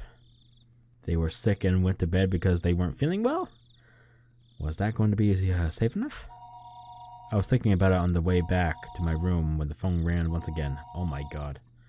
The fucking villagers aren't fucking happy right now. It was like they were calling because they knew I was going to lie. I didn't want to pick it up, but I knew I had to. They'd suspect my parents weren't there. I should have just taken the phone off the hook under the pretense that I didn't realize that it was. But since the phone rang, I had to pick it up. I prepared myself and lifted up the receiver. もしもし。 I stopped announcing this was the Maebara residence. I had no reason to be kind to someone I didn't know the identity of. But unlike my uncouth voice, the person on the other side sounded goofy and unlighthearted. Oh, thank God. Oh, Oshi-san, thank you so much. Yes, thank you. 大石さんですか。 Thank you. Yes. Am I doing well? Am I doing well? Because I'm fucking panicking! ちょっと待ってくださいね。 Oh, going upstairs. I grabbed the portable handset and rushed up to my room with it. It was the same no matter where I was since there was no one else home, but I wanted to be in a spot that just felt a bit safer when speaking on the phone with Oshi-san. お待たせしました。 いかがですか、その後おかわりは。 Since then, when was that exactly? There was something about the brazen way he talked that rubbed me the wrong way. The last time I spoke with Oshi-san was 2 days ago. The day I stayed home from school, I met Oshi-san on the way back from the hospital, and we headed into town for lunch and had a talk. Then after that, Rena and Mion came to check up on me. Whenever I spoke with Oshi-san, they always knew about it. It was like that since the first time I met them. Met him, sorry. Today's phone call may well be found out by them as well. もしもし、聞こえてますか、前原さん。すみません。なんて言いました？その後、何か変わったことはありませんかとお尋ねしたんです。お返事がないんで焦りましたよ。特には。 The words stopped in my throat. There was a ton of stuff that happened, all of it baffling. What should I talk about? I didn't understand any of it, but I should try asking. If I didn't ask now, I may never have another chance. This night when my parents weren't home, I had no guarantees I would make it through the night safely after all. その大石さん、やっぱり俺命を狙われているみたいです。本当ですか？偶然の可能性もあるんですが、先日俺が病気で休んだ日、夕方にあの二人がお見舞いに来たんです。あの二人？レナとミオンです。そしてそこで大石さんと一緒に昼飯を食ったことを正されました。それでお見舞いってことでおはぎを置いていったんですが、その中に針が入ってたんです。偶然飲み込まずに済みましたが、これってやっぱり脅迫でしょうか？その針は？よく見かけるような普通の裁縫針のようでした。糸を通す穴が開いていて。違いますよ、前原さん。針です。証拠になります。脅迫だと立証できるかもしれません。その針はありますか？ That's right. That's it! I dropped the receiver and rushed downstairs. When I tossed to Moki, I had overlooked it out of terror, but that needle was a valuable piece of evidence. Let's see, I threw the Moki and the needle out the wall together. If it was there, then it would be on the living room wall. But my prudent mother... What? Okay. Had to clean that living room wall, and there was not a trace of Moki left on it. Could it be that it dropped in the gap between the wall and the carpet? I frantically searched by running my palm along the carpet, but nothing turned up. I tried moving around the sofa and desks, pulling up the carpet, then flipping it around. But I couldn't find the needle. Did my mom clean up everything without noticing it? It was just 2 days ago. I didn't know what day they collected the burnable trash, but it may still be in the trash bin in the kitchen. Look through the trash, boy. I rushed into the kitchen, opened up the lid of the pail, and poured out the contents. Oh, come on, you're making a mess. But even at a glance, I could tell that it would be incredibly difficult to find the needle in this pile of trash. I was looking for a needle in a haystack. Well, in this case, trash stack. I like that. I didn't read it far enough, but I like that. That's cute. I know. I'll try running my hand through it. Yeah, go ahead. Stab yourself with a needle. That's okay. It was a bit gross, but I was looking for a needle. If I felt a small prick, I'll be able to find it. It was a pretty tactless method, but it was the quickest. I held my breath and started striking the pile of trash with my hand. Filth threw about. God damn, look at all the trash you're fucking throwing all over the place! There was nothing more disgusting than this, but it was not the time to be concerned about such details. Are you sure about that? I continued on for a while, but nothing turned up. I wanted to search more thoroughly, but I was still on the phone. I shouldn't keep Oshi-san waiting for so long. Later, when Mom got back, I'd have to ask her if there was a needle. I hastily began scribbling on the notepad affixed to the refrigerator with a magnet. Was there a needle? I scrawled the words with a red pen. I then dashed back up to the stairs, where I had been keeping Oshi-san waiting for far too long. もしもし、どうでしたか？見つかりません。あの時はつい気が動転していて。そうですか。見つかればでいいんです。保管しておいてくださいね。That's right. The needle wasn't the only incident. I had to tell him about this morning with the hit and run. あと大石さん、それだけじゃないんです。実は今朝。That van was definitely aiming for me. I could say that without question due to the circumstances at that time. その車のナンバープレートは見ましたか？こちらでも探してみます。Damn. At the time, I just flipped out yelling at him, but I didn't look at the plate. What failures on my part with the needle and the plate number? God damn it, Keiichi! I was so focused on just protecting myself that I let some of the most important details slip out of my grasp. I punched my pillow, annoyed at how worthless I was. すみません。白いワゴン車ってこと以外はわかりません。仕方ないことですよ、前原さん。惹かれかければ気も動転します。やっぱりこれだって偶然じゃないですよね。Oishi-san started to hem and haw over on the other end. I could imagine him folding his あと arms. レナの様子もやっぱり怪しいです。それはどんな感じですか？ What Rena said on the way home today, asking why I was so much like Satoshi-kun. Now I could say it with confidence, that Rena knew what happened to Satoshi. She knew that there was more to it than him just simply disappearing. レナは知っています。去年の鬼隠しにあったサトシのことを何か知っています。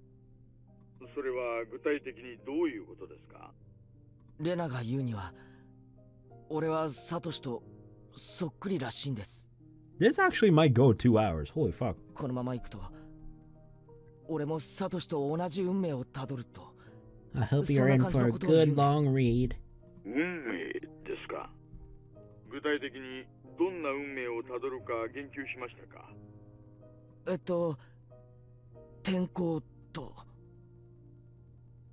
天候？レナはサトシは転校したって言ってるんです。で、俺もこのままだと転校しちゃうぞって。Oishi-san let out a stern sigh and then grumbled loudly. 前原さん、それはおそらく何かの脅迫、もしくは警告ですね。Yeah, I'm thinking it's more on the threat side, but thanks. 俺もそう思ってます。At that point, I started to think.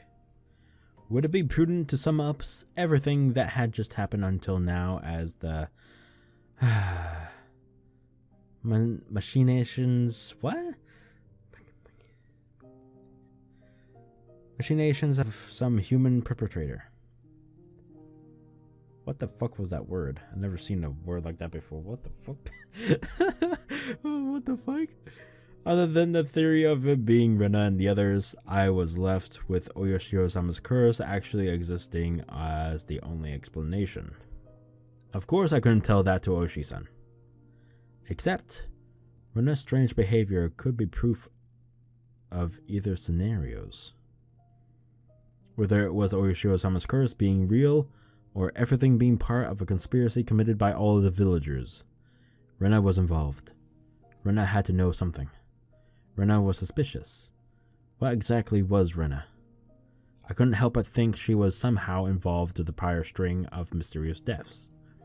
I seem to recall that Oishi-san had admitted that he had dug into Rena's past a little.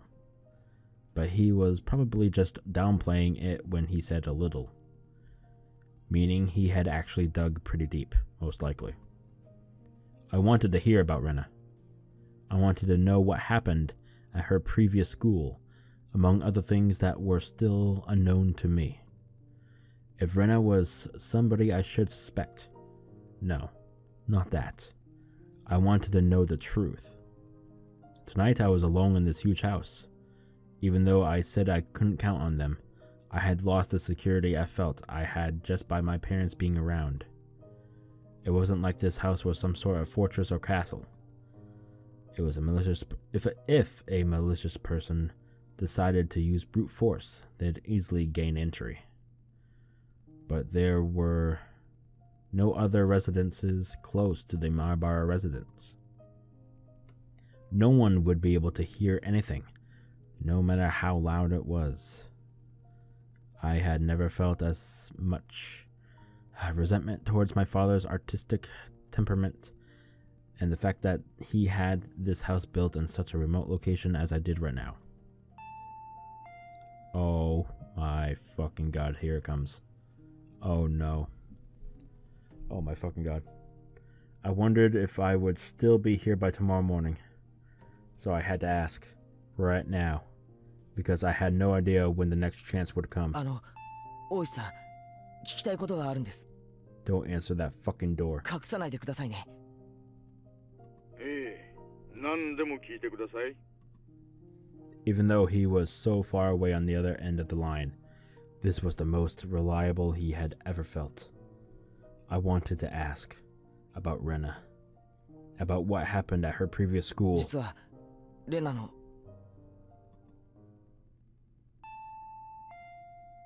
I noticed a sound that had been going on for a while now. Since I was so focused on the call, I hadn't paid attention to it at first, but I finally realized it was the doorbell. The time was 7 o'clock. It was past the time the postman would be making a delivery, and past any sensible time for a neighbor to be visiting. Oh God. I considered just acting like nobody was home, but that wouldn't be good. That would ruin all the work I had put in making it look like my parents were home. I need to answer the door. もしもし、前原さん？ Oh, fuck me. すみません。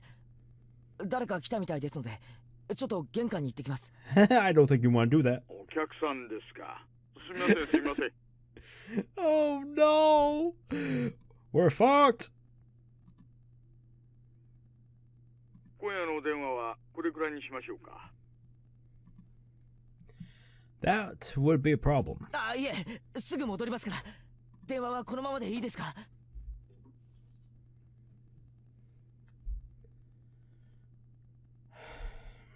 はいはい、構いませんよ。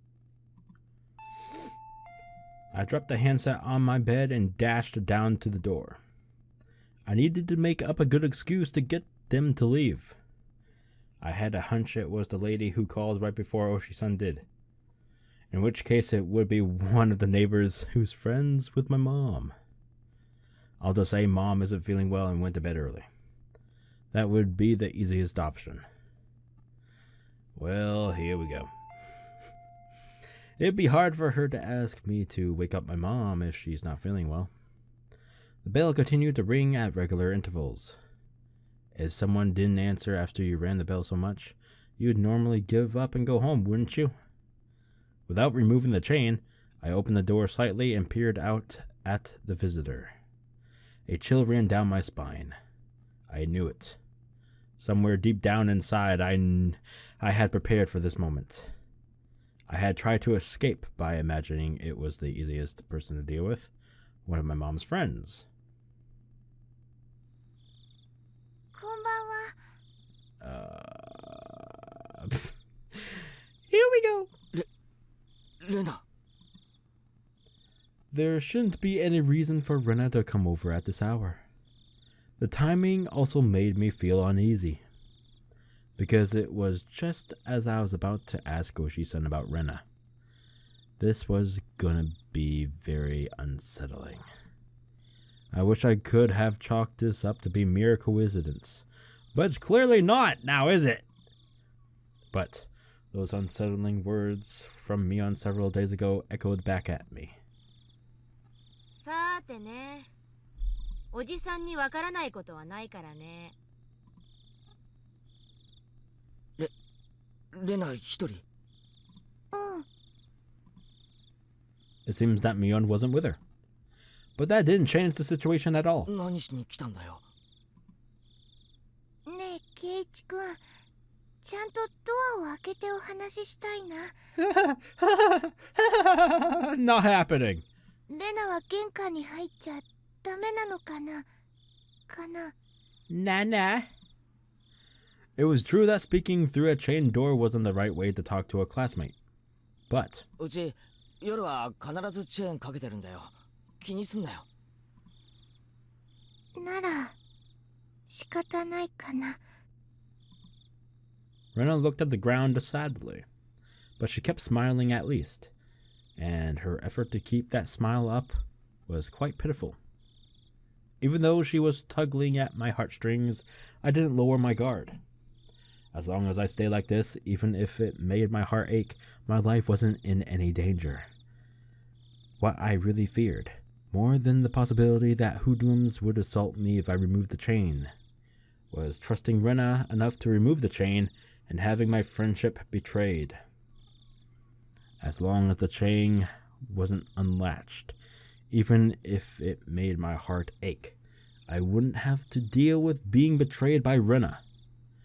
Since it didn't seem like I'd removed the chain from her silent urging, she appeared to give up on trying to get into the entranceway. あのさ、ケイチ君、ご飯食べた? I actually haven't.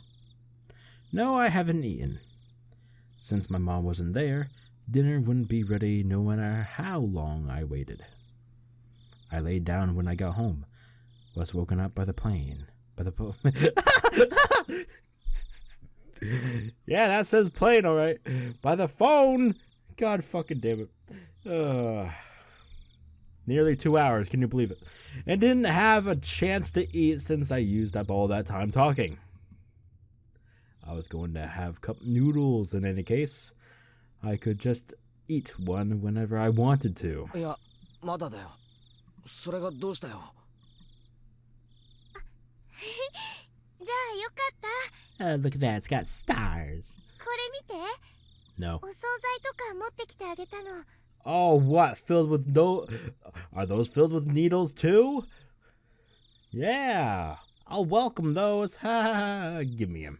Evidence, bitch. Rena held out a stack of boxes wrapped in cloth.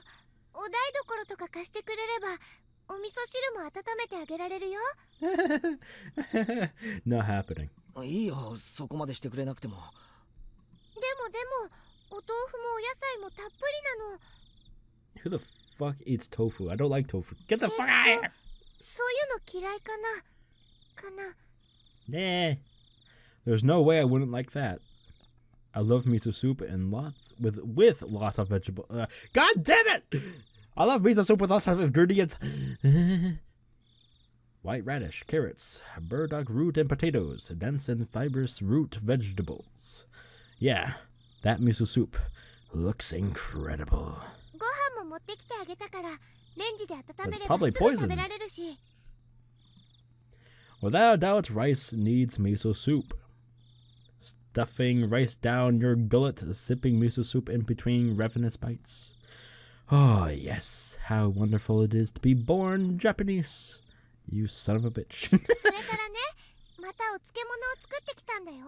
Pickles! 今度は山菜のお漬物なの。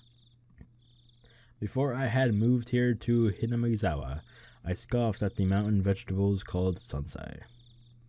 But I was captivated by their charm the first time I tried them. Such a deep yet light flavor. Those so-called supermarket vegetables taste rough and overpowering in comparison. And why the fuck are we talking about food right now? You're making me starving. Please stop. If you had to describe them, then they were the vegetables for the uninitiated. Good for fucking you. To become an expert such as yourself, you first had to partake in sansai.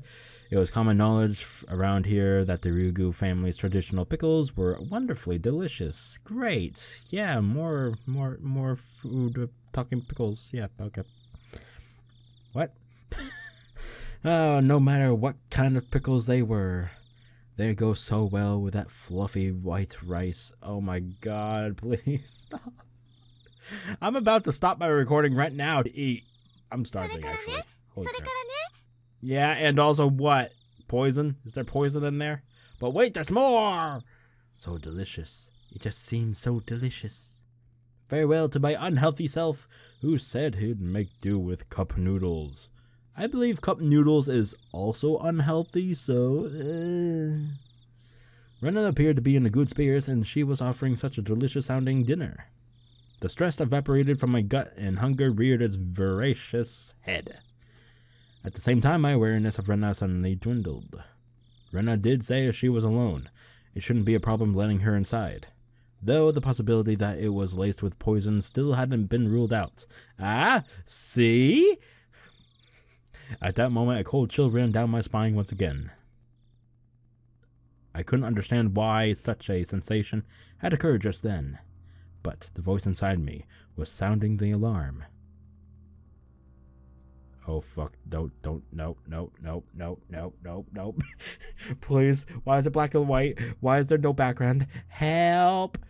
This happy Rena, speaking of this charming dinner, was dependent on one premise: getting inside my home. And that premise was that tonight dinner hadn't been made at my house, meaning it was under the assumption that my mom, who should be making it, wasn't here. At any normal household, 7 o'clock would be around the middle of dinner time. If my mom were here, we'd be eating dinner around this time as well. The fact that she brought over all the maskings of a meal at this time was inherently strange. Unless she knew. Rena. Did she know that my parents weren't home? But there was also the chance that this was a bluff. I had turned on the lights and a bunch of other stuff to make it seem like my parents weren't here. There was a chance that Rena was unsure if my parents were home. But I had to wonder. The laundry, the garage, the evening paper. There were plenty of signs of them being hastily tidied up. It was hard to say that Rena didn't have a chance to determine if my parents were here or not, but there was no reason for me to confess that right now. I should try holding on to that fact as long as I could. First of all, the chain was still lodged. As long as I didn't take it off, Rena wouldn't be able to do anything to me. Oh. ありがたいんだけどさ、もう少しで夕飯ができるみたいなんだよ。Yeah, my faked dinner. そうなの？そうなの？ She knows. せっかくで申し訳ないんだけどさ、Unable to think of a good way to refuse, my words trailed off weakly. She knows! でも、ちょっとはおかずになると思うな。Maybe. So you could just hand it over if you like. 悪いけど間に合ってるよ。Or yeah, you. うちのお袋ってさ、結構おかずをいっぱい作るんだよ。だから。おかずあるの？ With a smile that bordered on a cringe, I dodged her questions apologetically. But the feeling I tried to ignore began creeping up my back again. Yeah, we're getting close to that moment. I spoke as if my mom was settling down dinner right now, but it didn't mesh well with what Rena was saying. Rena was talking as if she was aware of some obvious fact. And that, I was aware of it as well. ケイチ君もおかずとか作れるんだね。 Oh, she knows they're not here. Oh, fuck me. 何を作ったのかな？ None of your damn business what I make. いや、別に俺が。Rena had assumed out of nowhere that I had made the dishes. No, not so much that I'd made them, but rather that my mom hadn't. 本当に作ったの？おかず。ケイチ君が？ Oh god, what? The tone in her voice changed just now, and fuck. No. だから、俺が作ったんじゃないよ。Yeah, my parents are home. What are you saying? I don't understand what you're getting at. お袋が作った。いや、作ってるんだよ。今。You're mixing your words, you fucking idiot. だからさ、悪いけど、レナの持ってきてくれたのは食べられないんだよ。Rena fell silent at that moment. At that moment, I felt that the light had suddenly disappeared from her eyes. Oh, fuck! ケイチ君のお夕飯、当ててみようか？ Please don't. なんだっていいじゃないか。ね。The conversation might appear natural at first glance, but Rena was firmly in control. She's whipping me good. It felt like I was being interrogated. そのお夕飯、お湯だけで作れるんじゃないかな。How did you know I was gonna make cup noodles? They wiretapped my phone. They know because of my mother. She called. They know. They know. おいおい、侮るなよ。 It's the fucking village. The whole village is it's the fucking conspiracy. うちのお袋のスペシャルなディナーを見くびるなってんだ。 They fucking wiretapped my phone. そりゃもう満願全席状態ですごいのなんの。 I tried my best to put on a strong front, but I couldn't grit my teeth quite right. So instead, I looked like someone who was borderline hysterical. But Rena showed no reaction whatsoever, even to the silliness. ケイチ君、 Oh no. 本当にお母さんご飯作ってってくれたの？いやだからくれたんじゃなくて今作ってるんだよ。もうすぐ晩飯に。 Rena had taken that assertion of mine that my mother was home and making dinner right now and was completely ignoring it. I could tell that the more I panicked, the colder Rena became. ねえ、ケイチ君。 At that moment, an uncomfortable chill crept in from the gap in the doorway. お母さん、お家にいるのかな？かな？ Run, boy, run. I couldn't keep up this charade anymore. Rena, she knew full well that my parents weren't home. But I'd come too far to admit that now. Anyway, my parents were here and we'd be having dinner soon. That was the situation I had concocted. So I answered. I told her she was here. いるよ。もちろん。 I could feel the humidity drying out from the surrounding air.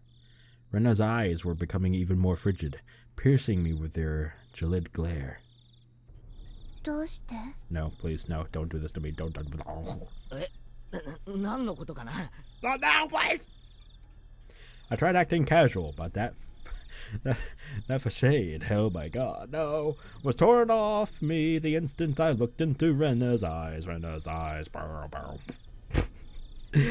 That look informed me of Rena's response faster than she could open her mouth.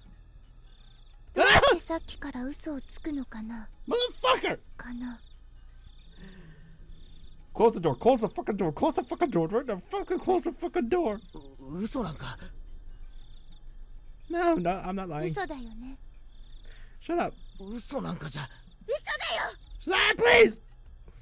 Rena's outburst sent a jolt of surging through my body. Oh. Rena and I were still separated by what few inches that slightly ajar, but still chained door could afford. But despite that, I was still being cornered. My house, which I'd consider a safe haven until now, had become more like a dark alleyway where no one could save me. ケイチ君のお夕飯当てるよ。 You already guessed it, didn't you? Didn't you?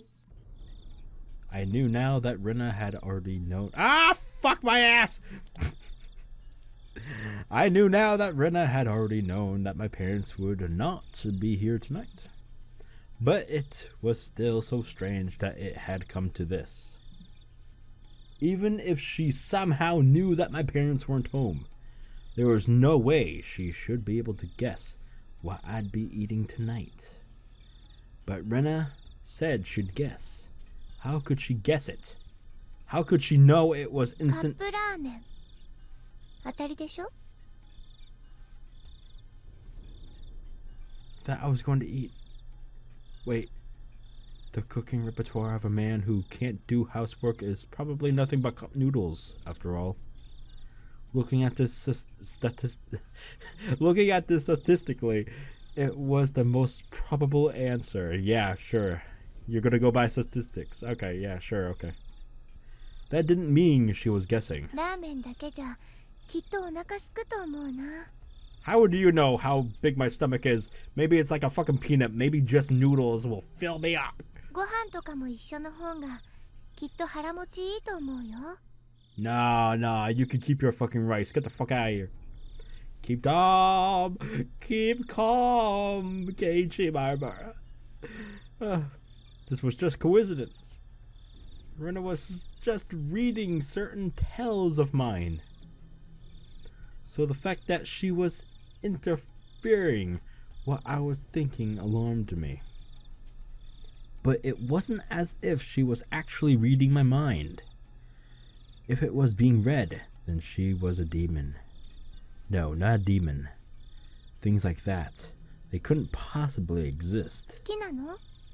ラーメンがかよ。豚骨生姜味。 Why the fuck is that word blurted out like that? What? What? Why was that blurted out? Wait, what? That's the first time I've ever experienced that. What the fuck? What? Rena indicated that the point my answer was addressing was wrong.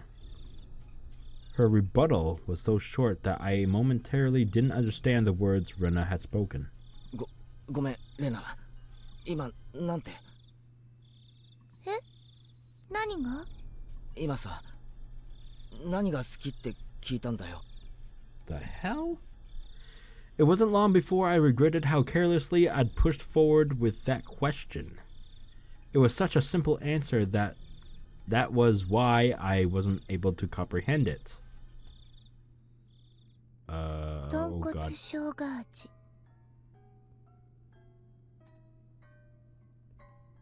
What the fuck?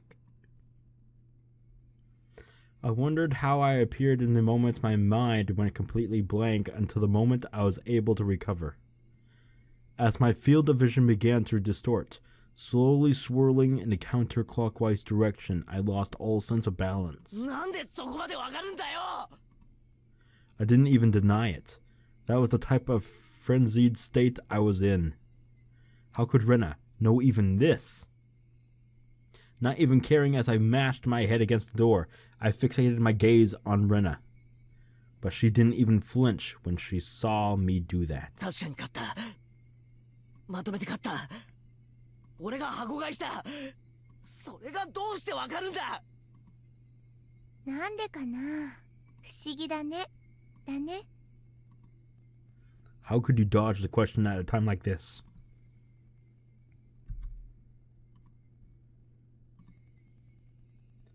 The chain and the door suddenly were no longer protecting me. どうしてわかる？なぜ知ってる？答えろ！買ったのはセブンスマート How the fuck? だよね。 A shiver ran up my spine. I tried covering it up with an angry facade. だからなんでわかるんだよ。ケイチ君の後ろずっとくっついてたから。 I don't think this is Rena talking anymore. Oyashiro-sama! 何を言ってんだよ。 I couldn't understand why she was saying she'd been following me this whole time. だからレナがケイチ君の後ろにずっとくっついてたの。 Like that night? That night I was absorbed in my phone conversation with Oshi-san? I didn't even sense her being there. Standing behind the door behind me, standing there just like that! ケイチ君がいろんなラーメン選んでるとこ後ろからずっと見てたの。いろんな種類を選んでたんだよね。それでお母さんに怒られたの。高いラーメンばっかり選ぶから一種類にしなさいって。それでケイチ君大好きな大きいカップの豚骨生姜味を選んだんだよね。レナも好きだよ、豚骨ラーメン。でも大きいカップは全部食べきれないけどね。 My brain was paralyzed, dulling my senses. It might have been a defense mechanism to diminish the fear I was feeling to non-traumatizing of levels. The fear being diminished, the fog enveloping my mind was cleared away. Then I could understand what Rena was saying and started to put meaning behind her words. Even so, my fear hadn't subsided completely. It was like I was standing on the edge of a cliff, eyes closed so I didn't have to look down. It didn't actually solve any of the basic problems. I slowly took a step backwards. And as I withdrew, Rena advanced. だからケイチ君、ここを開けて。レナと一緒にご飯食べよう。 No. きっと美味しいから。ね。 No. No. No. No. No. Nope. Nope. You get your fucking hands off my fucking door, you fucking bitch. Rena's pale, slender fingers squirmed through the crack of the door, one at a time, as if they had a mind of their own, rattling the chain. If she had unlatched the chain from the door, a feeling of terror would have just exploded within me. But Rena didn't do that. She was simply imploring me to remove the chain. I tried my hardest to light the fuse to the powder keg in my heart, trying again and again. Clatter, clatter. But it doesn't light. It doesn't light! 開けて、ケイチ君。帰ってくれ。頼むから。帰ってくれ。どうしてそんな意地悪を言うのかな。帰ってくれ。帰れよ。帰れ。 The powder keg inside me finally went off. No smoldering, it just exploded. I tackled the door. The force through the door had knocked Rena momentarily off balance. I couldn't resist here. I grabbed onto the doorknob with both hands, planted my feet firmly, and pulled with all my might. But that slamming sound I so desired didn't happen.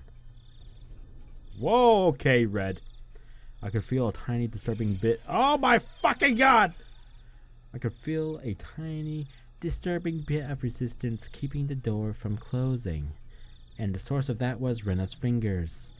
Each of those fingers wiggling, squirming around like the tendrils of a carnivorous. Sorry. Had something stuck in my throat. Carnivorous plant. Plant! God damn it, there's no E in there! Through the crack of the doorway.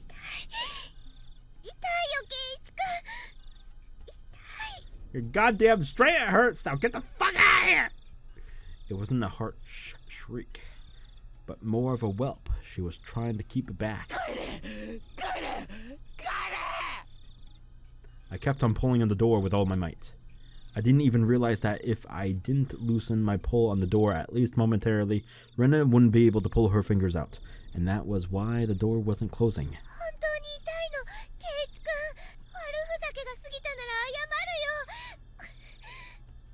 I didn't care one bit of her apology.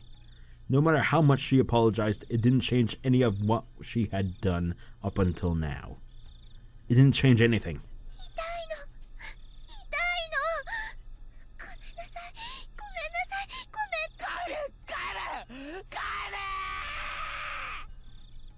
Rena couldn't leave even if she wanted to because I trapped her fingers. Rena's white fingers had become so deep red and were no longer even squirming.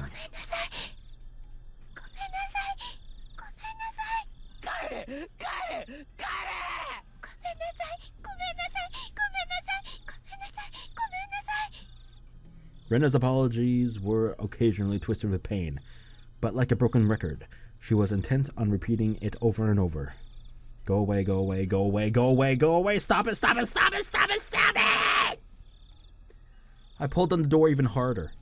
Finally, Rena's fingers were somehow able to slip out from their imprisonment in the doorway. From the moment that happened, the door closed soundly, and I could hear the thud of Rena falling on her butt on the other side. I locked the door immediately. It made a loud clunk, voicing my rejection to Rena.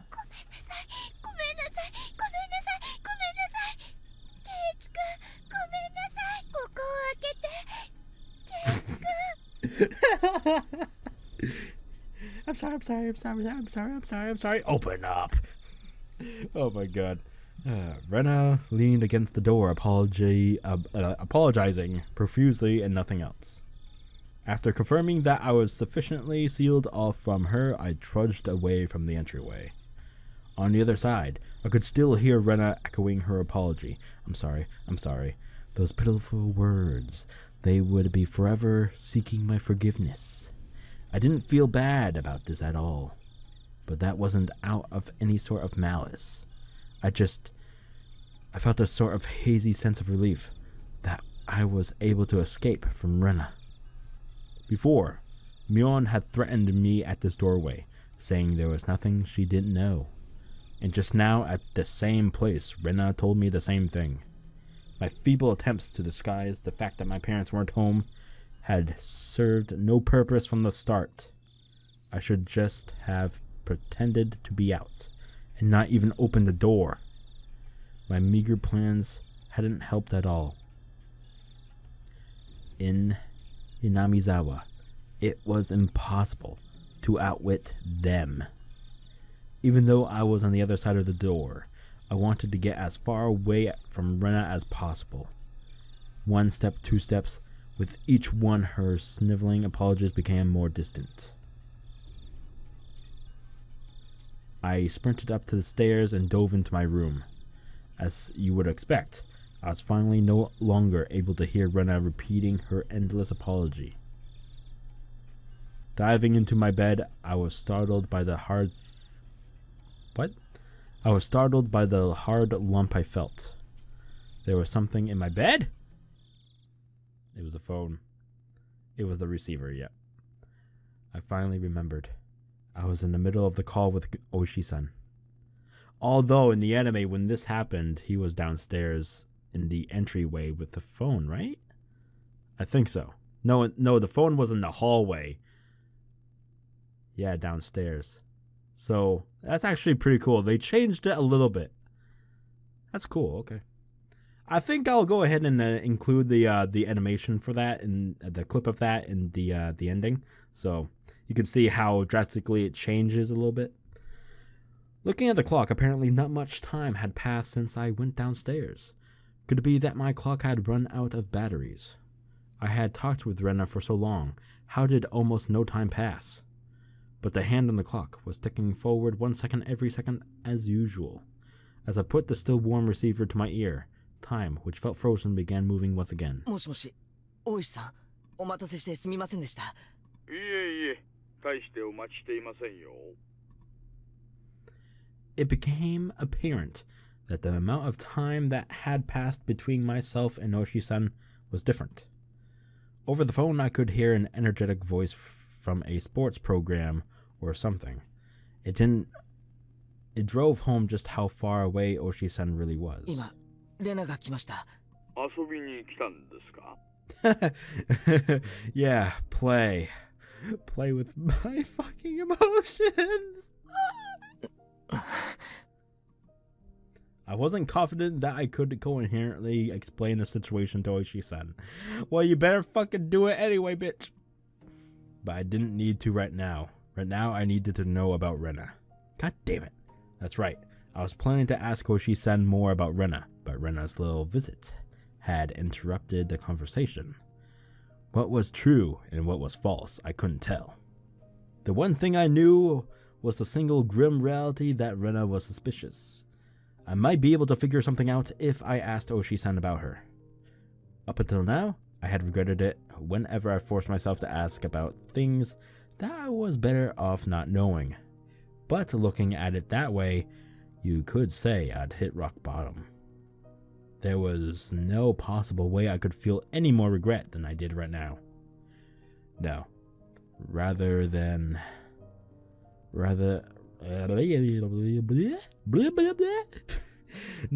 I wanted to know if there was anything beyond this I would regret more. Forget about tomorrow. It wasn't out of the realm of possibility for something to happen tonight. I wanted to know everything I could. I was absolutely not going to die like this. Not without knowing anything. I definitely won't. 竜宮レナさんのことですか？調べましたよ。まあ簡単には。I understood that Oishi-san was talking in circles. A bit meant I dug so deep it'd be hard to discuss with you since you're her friend. その簡単な全てを知りたいんです。あなたが聞いて面白いような話はありませんよ。Too fucking bad. Tell me now. 大石さん。Please. I spoke as calmly as possible to Oishi-san, who was continuing to avoid the issue. And then I said it. 竜宮レナは怪しいと思っています。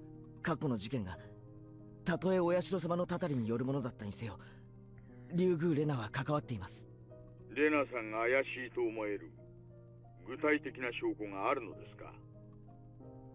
The manner in which Oishi-san spoke became very firm.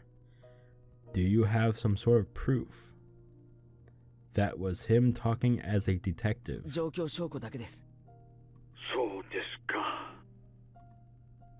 I could tell even over the phone how disappointed Oishi-san was. Pulling on the fishing line when he felt a bite, only to reel in the bait. Disappointed, but really to cast a line once more. That's how it seemed. 大石さん、目に見える証拠がなければ動けないんですか？ Nope. Ah, my God! What the hell? Whoops, wrong button. What I meant was, you can't come and save me without proof. I stuck that barb in there. As Oishi-san loved roundabout ways of saying things, he understood me just fine. 大丈夫ですよ、前原さん。あなたは私が守ります。 Thank you. I'm scared for my shit right now. That was not the least bit reassuring. Oh, shit. Oishi-san was just using me to continue his investigation. I was just going to get killed, and my corpse would be an important piece of evidence. That was all I was to him. 大石さんの捜査は俺の生死と無関係でしょうが、俺は死ねば終わりなんです。Oishi-san went silent on the other end of the line. That may have been too blunt, but I didn't care. All I needed to relay to Oishi-san was that I was currently in a very dangerous position. だから話してください、レナのこと。サトシは転校しました。多分俺もそれほど遠くない将来、レナの言う転校をするでしょう。ですが大石さんには俺の死体を見つけることもできないでしょうね。現にサトシの死体だってまだ見つけられてない。前原さん、どうか落ち着いて。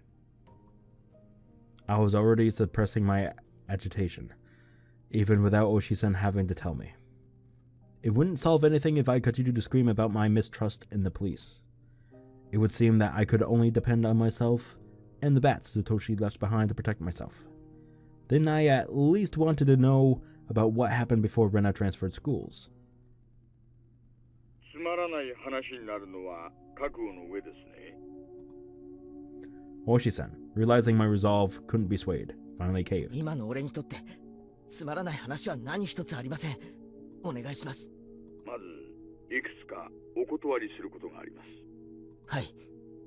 他言無用でお願いします。また、内容には一部憶測も含まれているかもしれません。すべてが真実ではないかもしれないということです。よろしいですね。真実ではないかもしれない。言ってる意味がよくわかりません。Hinamizawaの連続開始事件は捜査本部がありません。毎年の事件はここに扱われています。ですから、竜宮レナが捜査線に浮上したことは一度もないのです。つまりですね。レナの調査は警察としてでなく個人として行ったということですか？ご理解いただけて助かります。話のほとんどは電話、もしくは会って聞かせてもらったものばかりです。ですから、裏が取れていません。鵜呑みにしないでほしいということなんですよ。ご理解いただけますね。全部聞いた話だけなんですか？ええ、申し訳ないです。個人調査ですのでね。あれ、以前レナのカルテを見たって言いませんでしたか？確かにそう聞きましたよ。Oishi-san paused for a moment on the other end of the そ line. んなことも言いましたかね。気のせいということにしてください。I didn't care about Oishi-san having certain obligations and responsibilities. I also didn't care if there was no proof. Even if they were just rumors, there's no smoke without fire after all. 話してください、大石さん。わかりました。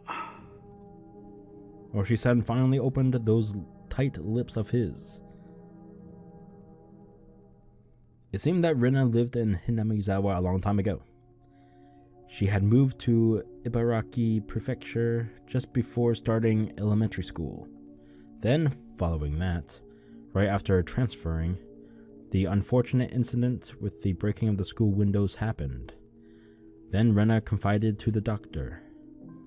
It was Oyoshio-sama. This was everything I knew. 私が知る話も前原さんと大きくは変わりません。では、どこを詳しく調べたんですか？ I didn't need to ask. It was the incident right before she transferred back to Hinamizawa. レナが起こした事件と、その後の医者での告白ですね。はい。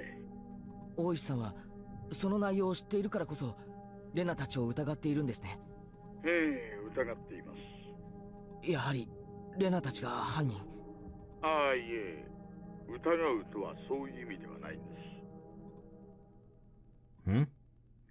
Oshi-sen was the type of person to say things with confidence, but these particular words were less than reassuring. じゃあ、何を疑ってるんですか？親代様ですよ。え？親代様のたたりって本当にあるのかな？なんてまあ。Oshi-sen's laugh was quite dry. Certainly not the kind that would make you want to join in. Oshi-san resumed the conversation about the dubious circumstances behind Satoshi's disappearance, the course of events leading him to delve into Rena's past. Just then, there was thunder in the distance, and a heavy rain started pouring down. It came without warning, a downpour fiercely beating the ground.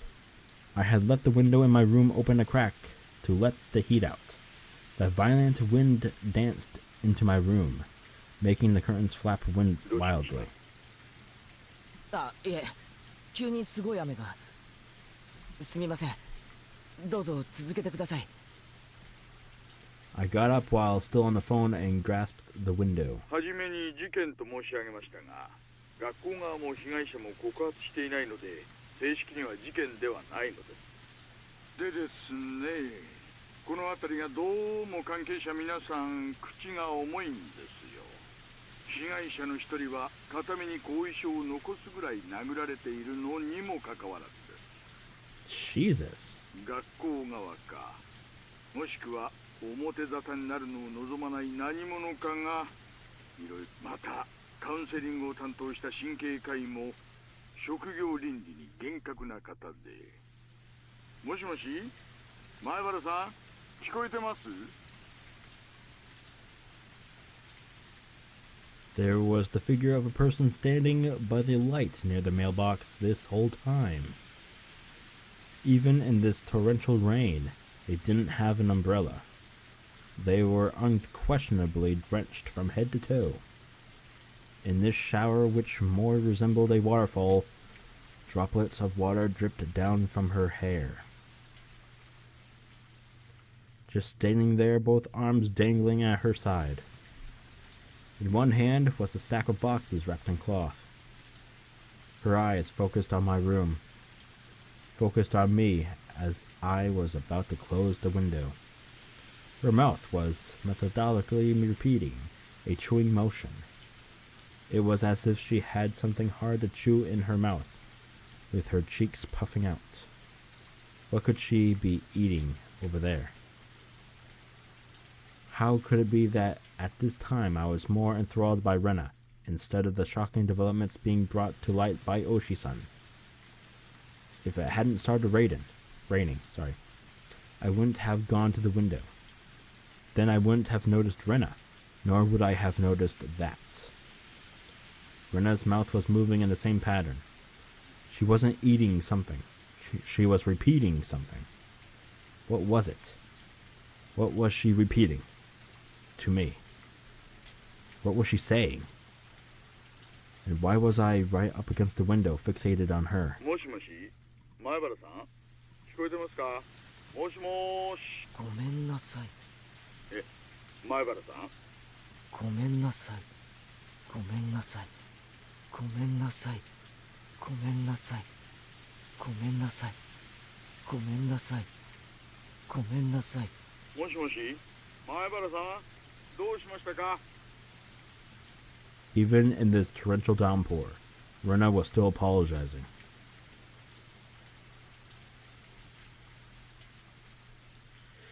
The other self inside me drew the curtain hastily with my right hand, blocking the view of the outside. But even doing that, Rena's relentless apology still reached my ears. I'm sorry. I'm sorry. I'm sorry. I'm sorry. If I forgive you for this, will you forgive me for that? Please stop. Please stop. Please stop. Please stop. I'm sorry. I'm sorry. I'm sorry. I'm sorry. I'm sorry. I'm sorry. I'm sorry. I'm sorry. I'm sorry. Damn it! Why should I have to forgive her?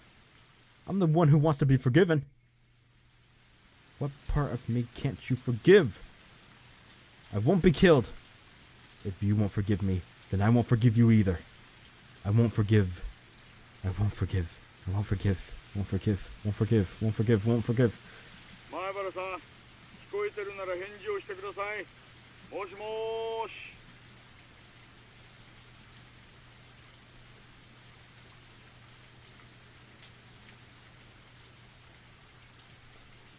Whew. Fuck, that was a long read. God damn! That was actually really good too. Holy crap. Split personality at the 7th month. My god, that was eventful. Holy shit, and it only gets worse, folks. So hope you all stick around and enjoy it, kind of. Or, you know, piss your pants, do whichever. God damn it. Oh my god, that was so good. I like that. Oh my god. I also like screaming a little bit. That's cool. Alright. So, this rain is a little bit annoying to me, so I'm going to go ahead and quickly end this. I hope you all enjoyed. If you did, please leave a like, share the video, and subscribe to the channel if you haven't already, because I will be uploading more of this and other Let's Play series soon. So, I hope to see you all next time. Goodbye.